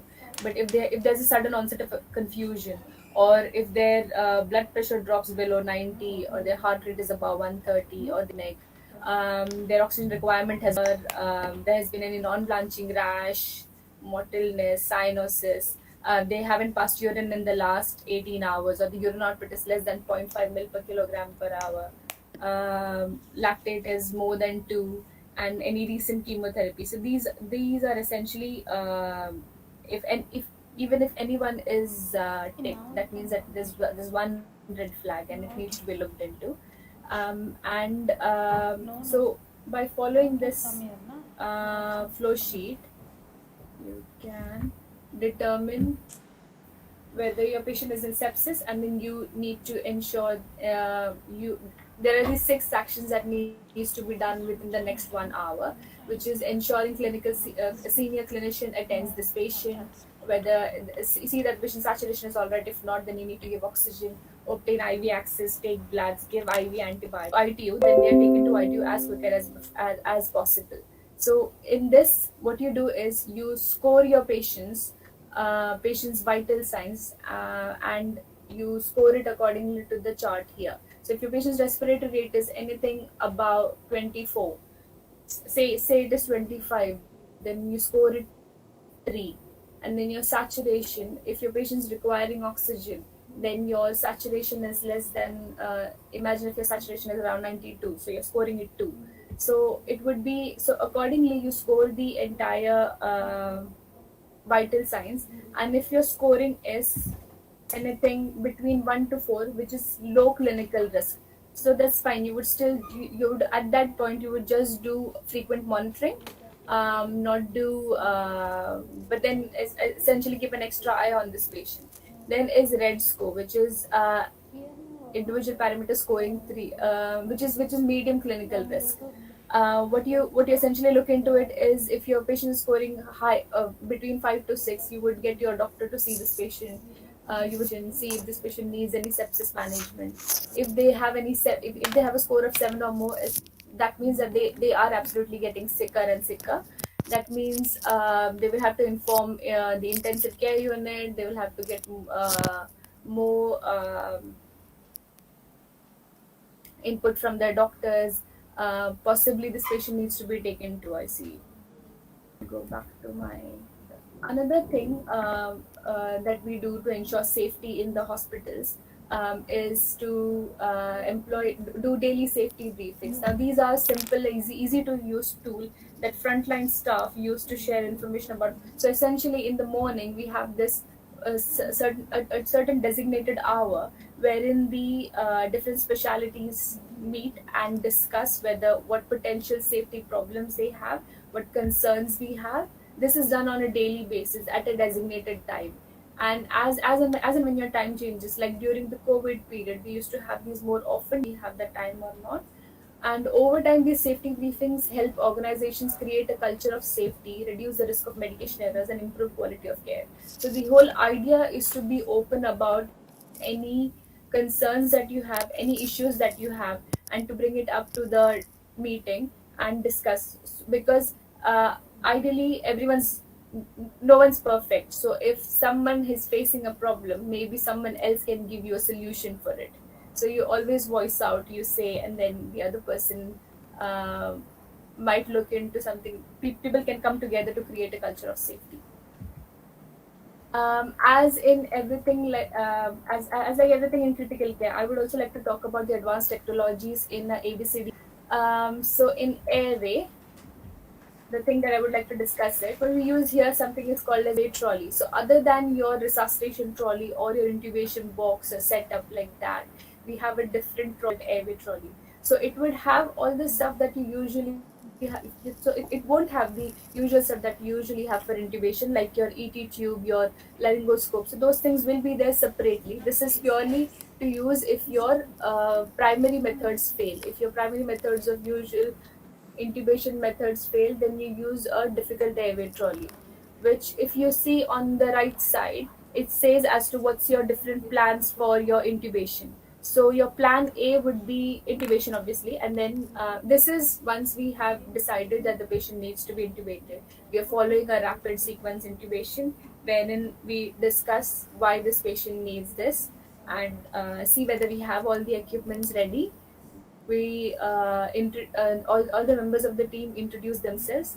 All this while ensuring patient safety. That is, somebody is holding the airway, somebody is pre-oxygenating it, hyperoxygenating it, and we go through this entire plan as to what is our plan if our primary method of intubation fails. Then what we do. So in that regard, we look into plan A, wherein you see that whether your since your primary intubation has failed, you would look into doing a bead or alternate laryngoscope. You would use a bougie or a stillet. You would relax the cricoid. You would rotate the ET tube. If nothing helps, and if the patient is still not getting ventilated or still not able to intubate, then we move on to the next plan, which is plan B, oxygenation valve. Just essentially trying to oxygenate since it is failed intubation. I'm so sorry. And then the next plan would be to do face mask ventilation. So this is all in regards when your intubation has failed, and then you have to postpone. Like in case if this is during a surgery, then if you have to postpone surgery, then you move on to this plan C, which is face mask ventilation, wherein you might just oxygenate the patient using a face mask or try a Gidal to keep their airway patent. And the rest is the same as since you're not able to intubate and you need to wake the patient up from the surgery, then you follow the next methods. Other adjunct methods that we use in airway is video assisted intubation, which is using a video laryngoscope. The various types of laryngoscopes that we use here are air track, ambuscope, glidoscope. And I can discuss each one of those individually. So air track is a method wherein, as the screen, it's got a screen wherein you can actually visualize the larynx, the airway, the where your tube is going. So you are not actually peering quite close into the patient's mouth. You have it right on your screen, and then you intubate. So if you see on the first picture, it has got an ET tube on the side. So that is where the ET tube fits in. And the second is the actual laryngoscope that you have. And the third picture, there are two pieces of it, which is the which is a disposable cover. That is the actual blade, which fits on top of the optic thing in the center. And the bottom is the charging. It's a docking station essentially. So the various features of it is that you have reusable optics. So the centerpiece, which is the actual laryngoscope, but it has a camera on it. That is helping you visualize the airway, and it's got the low blade, and a docking station, it is zero maintenance because you're using the disposable blade, you're discarding it after your use. And one other thing is that it can be used in the MRI scanner as well, so it is MRI friendly. The next thing that we going to look is the ambuscope. So the ambuscope is more or less all the video laryngoscope blades work the same, but it's got different features and different designs. So on an ambuscope, it usually sits on a trolley. There is a screen on top of it. It may or may not be put on a difficult airway trolley for an easy access, because this is more of the first hand use that we go for. And so as you can see on the screen, it's got a full color LED display, protective gasket, it's got disposable blades, it's got new optics and light, it's got a reusable display. So it's not like you're using it once in your disposable channel blade, disposable standard blade. As you can see, the features are pretty much the same as what we discussed for AirTrack. So disposable blades, high performance visualization, it's got a clearer display. So that's the reason why this is a first line method.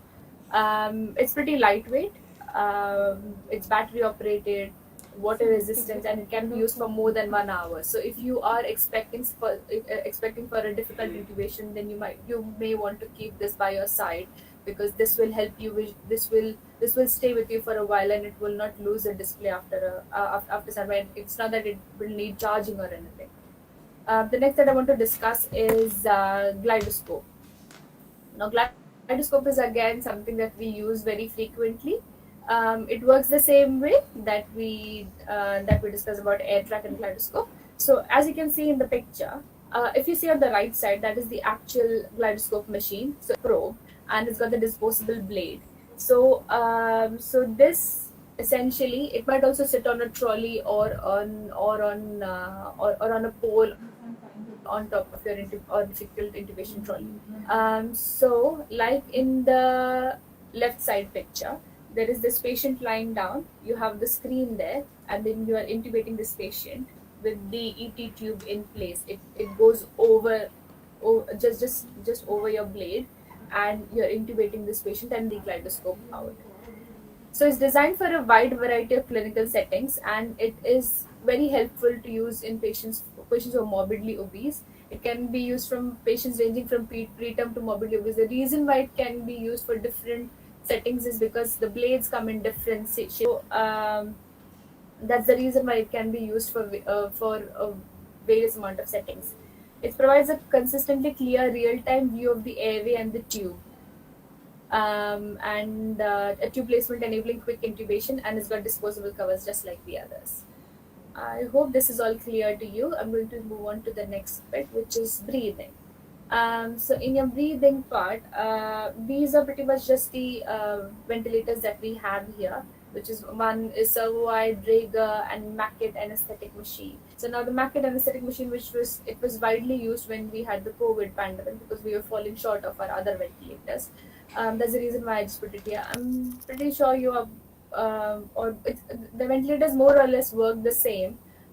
It's just that there are more often than not, there are few modes missing on one or the other ventilator, but it more or less works the same. And I believe in the previous session you have had a very good understanding of mechanical ventilation, so I'm not going to go deeper in it. So the next one, another mechanical ventilation method that we use is high frequency oscillatory ventilation, which is more often called as HFO. It is a lung protective ventilation that oscillates the lung around a constant mean air higher than conventional ventilation. So it pushes in air with a very high airway pressure. When having in a unit, you would know it because it's very noisy. You would hear it. It would go dhop dhop dhop dhop dhop like that. Significant pressure swings in the endotracheal tube, but pressure fluctuations are attenuated at the alveoli. First established for use in pediatrics cases of neonatal ARDS, but then it's widely used in adults at the moment. No mortality benefit yet, but no mortality benefit yet demonstrated in children. or then it just prolongs life for a while until your ARDS is better.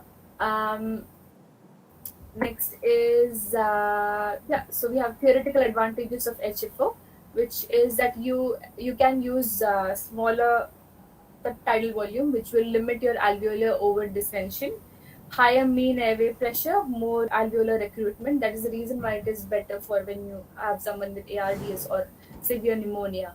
Constant mean airway pressure during inspiration and expiration, preventing end expiratory alveolar collapse. So it prevents atelectasis. Next is ECMO. This is widely used in India as well, I remember, but it was fairly lesser in sales, so I'm just going to discuss it just in case. So it is extracorporeal membrane oxygenation, as the name suggests. Like I put in what it means. Extracorporeal means outside the body. Membrane, a type of artificial lung, and oxygenation, the process of getting oxygen into your body. So like on the right side, you can see how the machine fits on the thing. The tubing connects to the body. There is a blood gas monitor. There's constant blood gas monitoring. There is a pressure monitoring. There is a water heater to keep humidified oxygen going. ECMO battery. You can read here. It's an advanced life support technique used for patients with life-threatening heart and lung problems. It provides long-term breathing and heart support and is used only when all of the standard treatments for those problems have already been tried. A highly specialized treatment, ECMO can support patients for days to weeks while doctors treat their underlying illnesses. What we try to do on this machine is when just do the breathing and the heart function for the patient outside of the body and let the body heal. We try and treat the illness while the ECMO is on. So ECMO is performed using a heart-lung bypass machine. So it is very similar to a heart-lung bypass machine, similar to the one used during open heart surgery. The ECMO machine, often referred to as the circuit, is quite large and contains sterile plastic tubing that moves blood from the patient to the ECMO lung and then back to the patient. The ECMO lung adds oxygen to the blood and removes carbon dioxide as a healthy lung would. So, like I said earlier, it basically does the job of the lung outside of the lung. There are two types of ECMO, which is veno-venous and veno-arterial. The veno-venous one is used when the heart is functioning well to rest and heal. So your heart will be doing the job, but then your breathing will be done outside of your body. Veno-arterial one, which is ECMO, is used when heart as well lungs need to rest and heal. So you're utilizing both you're doing both your breathing and your heart, your cardiac functions of the body. Here we go. The next one is cough assist machine. So this is for someone who doesn't have a spontaneous cough. So this is how it looks like. It's very simple to use. It just sits like a small machine there. You can either use it as a tube which you can hold in your mouth, or it can be used as a mask that sits on your face. And what it does is it clears away lung secretions and it's easy to use.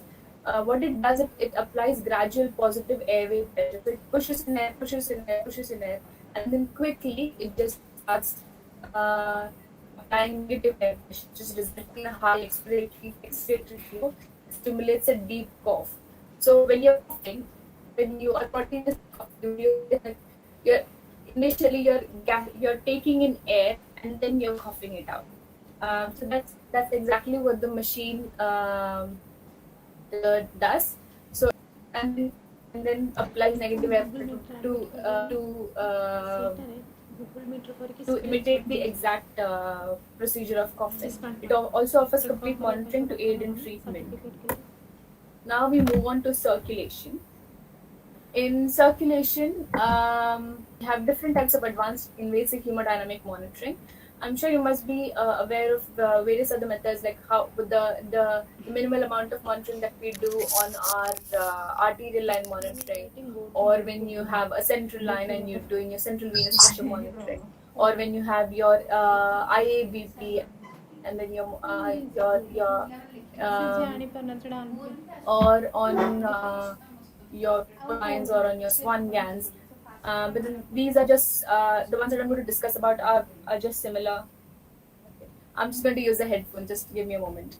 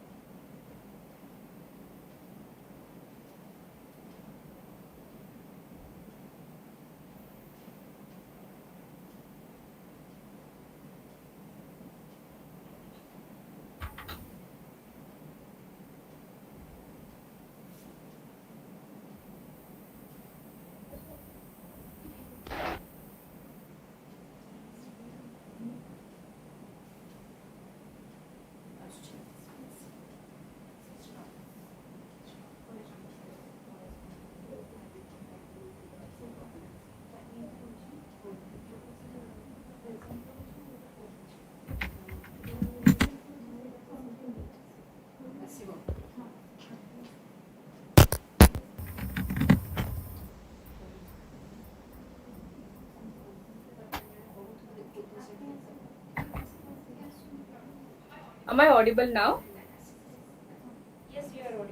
Yes, you are audible.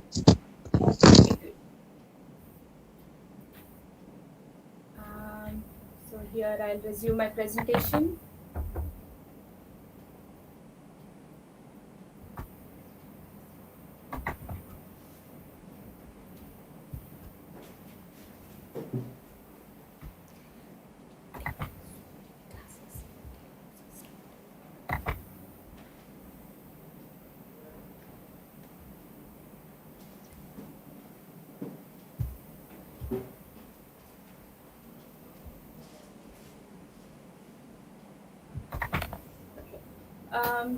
So as I said, you must be familiar with all the methods that I spoke about earlier. So these are just the simple methods that we use at the moment. I call it simple because it's easy to use, not because it's any lesser than the other ones that I spoke about earlier. It's just very easy to set up, easy to use. So the first one so there are two of it, LIDCO, which is lithium directed cardiac output, and then your esophageal Doppler monitoring. And when do you use advanced invasive hemodynamic monitoring? You use it when you're suspecting sepsis, when you're treating it, acute renal failure, perioperative care of cardiac surgery, and high-risk surgical patients. Acute heart failure, drug intoxication, severe hypovolemia and fluid shifts, complex circulatory situations, and medical emergencies.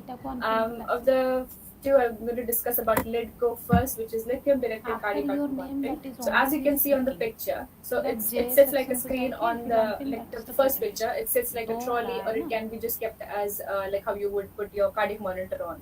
The screen of it looks like the second picture, which is, it will give you various parameters, which I'm going to discuss about soon. There's a wire which directly, you firstly use a LIDCO smart card which fits into the machine. It collects the data which you can smart card specific to every patient. So you use a smart card for one patient, and then it goes to your so in your unit, who would be taking care of it, like saving the data and keeping it specific to that patient. Using it, you turn it off, connect to the arterial line transducer. So connected to the arterial line transducer, it calculates continuous beat cardiac stroke volume variation, and cardiac output by analysis of the arterial blood pressure trace. So all you need is an arterial blood pressure trace, and you have all these, and there are various other parameters also which can be calculated, which I'll discuss now. So it's just that you need to connect this, and you will get all these information. And the good thing about it is it monitors real-time hemodynamic changes. So it's not like you're waiting for an echo and then you wait for all this information. It's just rapid. You just connect it and you have this information. It also calculates your cardiac index, your stroke volume index, your systemic vascular resistance, your systemic vascular resistance index. The reason, and the much easier, the quicker way to use this is when you're monitoring it, what you're essentially using it to is whether there's any hemodynamic instability, whether there is increased systemic vascular resistance by which your vasopressors. If you are having very low cardiac output, which might mean that you are hypovolemic and you might need some more fluids. So this essentially determines whether, when your blood pressure is low, it will help you determine whether you need to give more vasopressors, whether you need to give more fluids. So it basically it's your treatment. Some more details of LIDCO, which is the parameters that are seen on the LIDCO screen are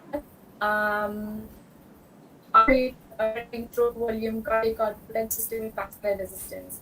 It also gives you preload parameters, like your preload and your afterload, your pulse pressure variation, your stroke volume variation. It also gives, like if you have been doing any, I'm sorry. If you have been doing any management for your low blood pressure, any vasopressors, the challenges to help with your blood pressure, it will track a percentage response in your cardiac output before the event and after the event, in your systemic vascular resistance and your stroke volume as well. For example, like I said, like if you're giving a fluid bolus or a fluid challenge, you would want to see as to whether there is a variation in the stroke volume, which is one of the parameters that we spoke about earlier, which is stroke volume variation. That would indicate that there has been that the fluid challenge has been beneficial to the patient. The LIDCO monitor can be set up in like 5 to 10 minutes by a trained nurse or doctor. It can be used on a conscious patient and used in pre, inter, and post-operative patients.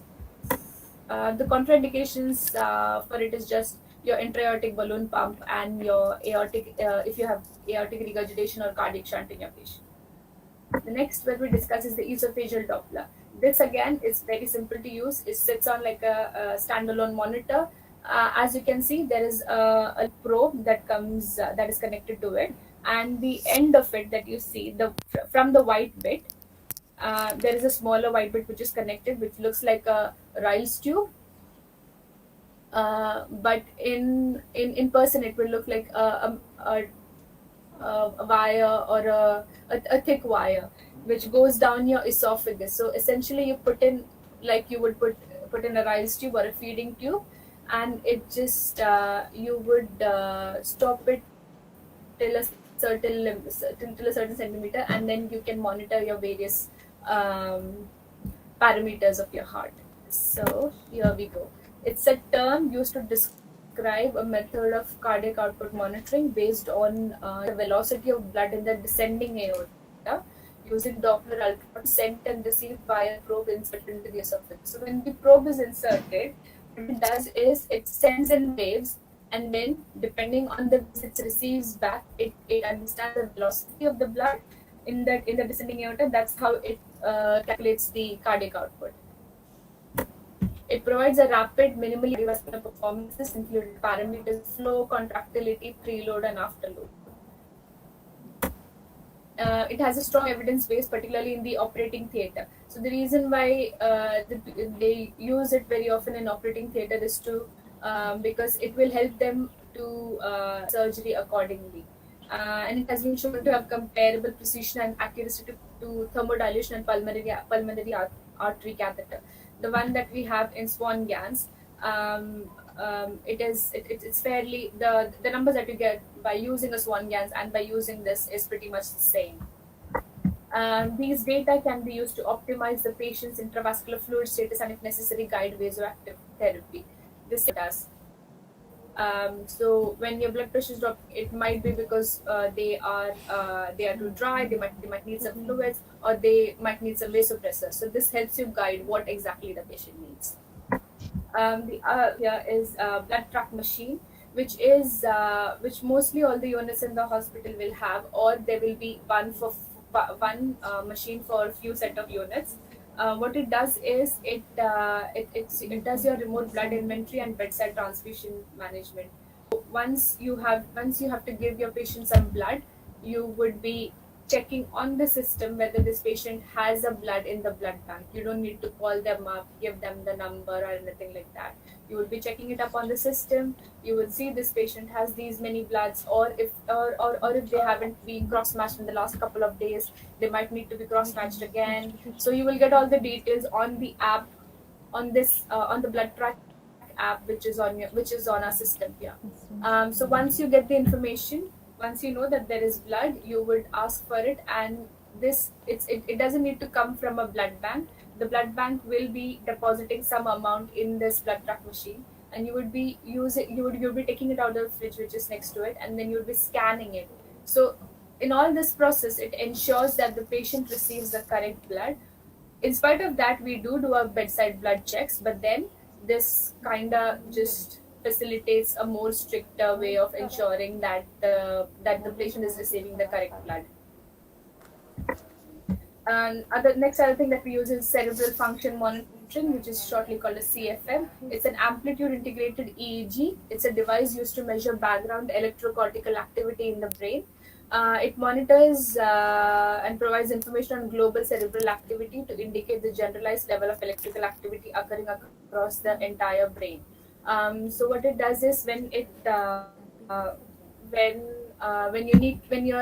more often than not, your neuro patients might be having seizures, but sometimes they may be having absent seizures or focal seizures, and it's not very apparent. You're not too sure whether the patient's having a seizure. I mean, unless the patient's having a generalized tonic-clonic, it's there are more often than not, they might be just having twitching of one arm or twitching of one side of the face, or just focal seizures. So this machine helps to determine whether the patient's actually having a seizure. So it's just got like 3 pins which you insert it in the scalp of the patient, and it's more often used for unconscious patients when you are not able to tell whether they're actually having a seizure. They may be intubated or not intubated. They may be just had the neurosurgery procedure.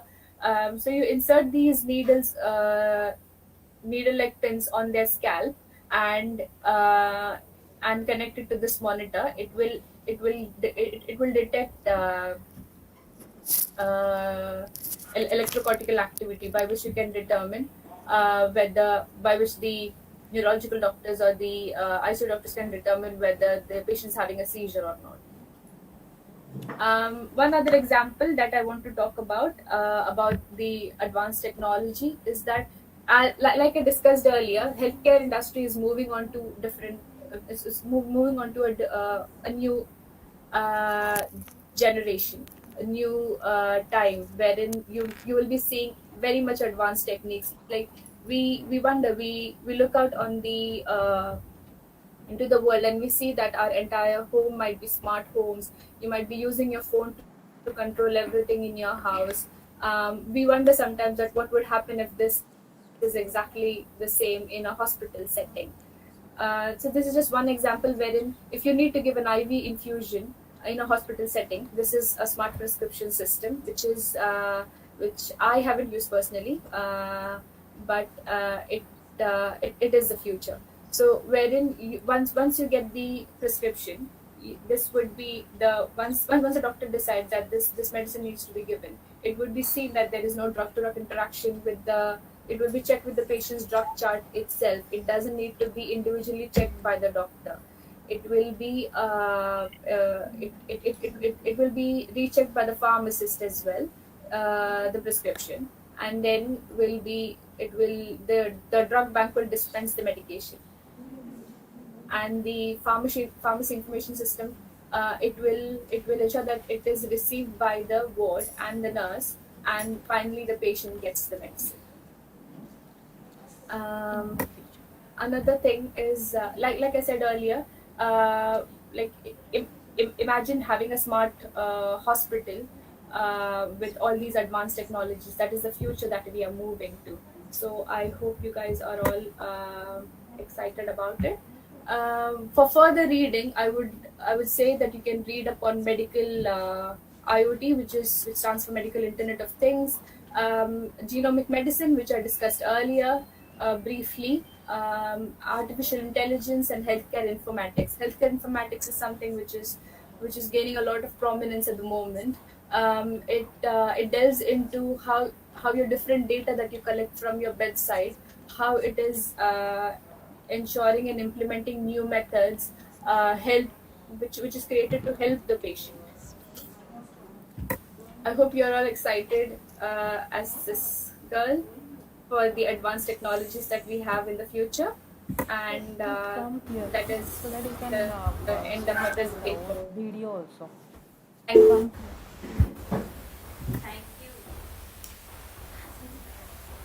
Now I'm happy to take some questions if you have any. Yes, Ms. Jinsey, we got some questions. Yes. One of the question is, how can a patient can be weaned from ECMO machine? Oh, I must admit, honestly, I have very limited experience with an ECMO machine. There are designated centers here which deal with ECMO machines, but then what they do essentially is try and lessen their supports, what they are providing, and stop, start weaning them off. That's my understanding. I may be wrong. You can do your reading. Okay, thank you, Ms. Jinsi. We got another question, which is safety briefing used only to assess medication error, or whether it can be used in any other areas? It can be used in any other area. So I would suggest that this is something that we use generally on a daily basis. Like you may in your daily work, you might come across as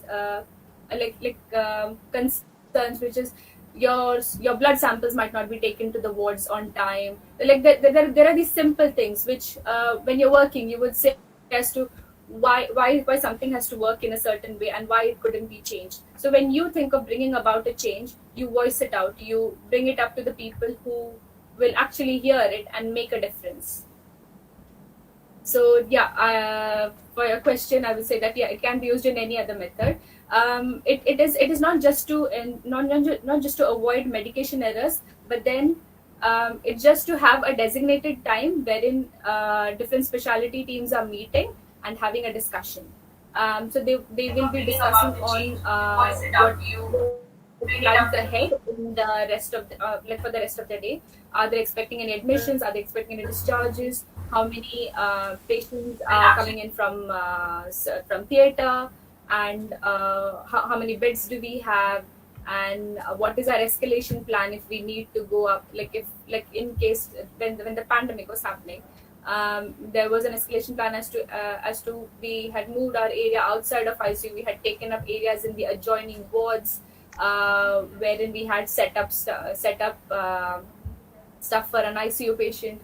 And so these are just escalation plans that we discuss. And yeah, you can essentially discuss anything which you want to use to make a difference in your patient's care. That's it. Do you have any more questions? We got another question from a participant. Elaborate further regarding cerebral function monitoring. Cerebral function monitoring. What exactly do you need elaboration on? That was not specified in the question. Okay. So I will just give a brief explanation. So it's a slightly invasive. I mean, since I spoke about earlier, it's like these pins and needles which sits on your head. It detects, it picks up waveforms and it will project on the screen. So looking at your electrocortical activity, you would people who learn about it would be able to identify whether is just normal activity. So accordingly, you gauge whether the patient's having a seizure, whether the patient might need some additional. Usually, these patients, when you're suspecting someone is having a seizure, an absent or focal, may be on any anti-epileptics. But if you see any seizure activity on these machines, you can up their anti-epileptics. You can add more additional anti-epileptics accordingly. That's it.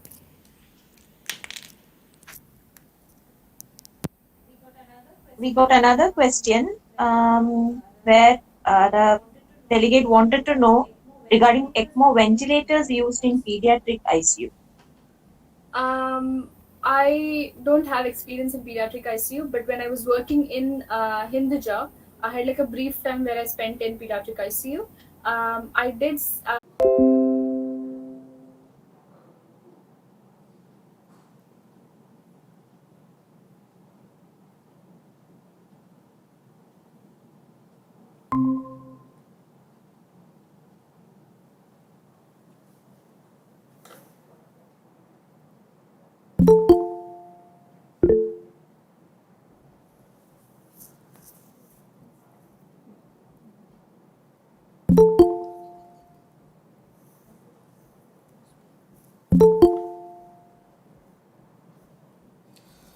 Okay, sorry for this technical issue. Once again, I will repeat.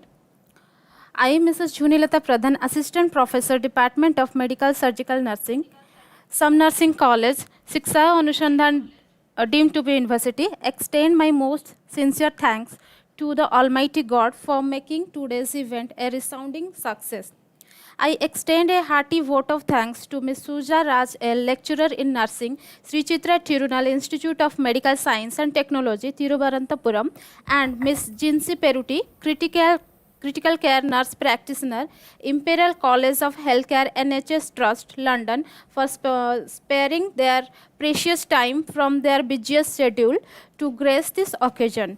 Today, we had an opportunity to hear you, and this will surely be going to encourage us in our future. Thank you, ma'am, for enlightening this webinar and sharing your knowledge and experience with us. Thank you, madam. I would like to express our profound gratitude to our respected Dean, Professor Dr. Prabhati Tripathi, for her moral and continuous guidance, and immensely thankful to our respected Associate Dean, Professor Dr. Sasmita Das, HOD, Department of Medical Surgical Nursing, for her continuous effort and being the catalyst that stimulated us to do our best for this international webinar. I need to mention my deepest sense of appreciation. Thank you, madam. An event like this can't happen overnight.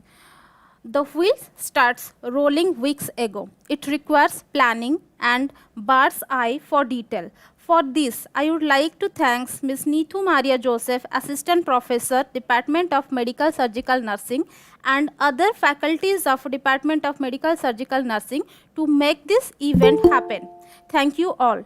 I would also express my gratitude to all the faculty of some nursing college for making this webinar successful. Our sincere gratitude goes to all delegates who have turned up in such great numbers from each and every corner of the globe for showing their interest and cooperation and making this webinar a grand success. I would also like to thank our technical arrangement team for their support. Once again, I want to state that we all are most grateful to you all for being with us, and it has been a great pleasure. Thank you all. Have a great time.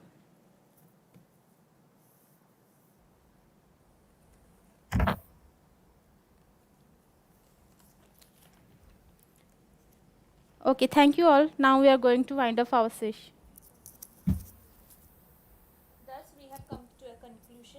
Thus, we have come to a conclusion of our session. Dear delegates, feedback forms will be sent to the registered email ID shortly. Kindly fill the forms and submit it. Your e-certificates will be sent to you within 7 days. Once again, thank you all for joining us in spite of your busy schedule. You have joined us here today. Have a good day. Thank you.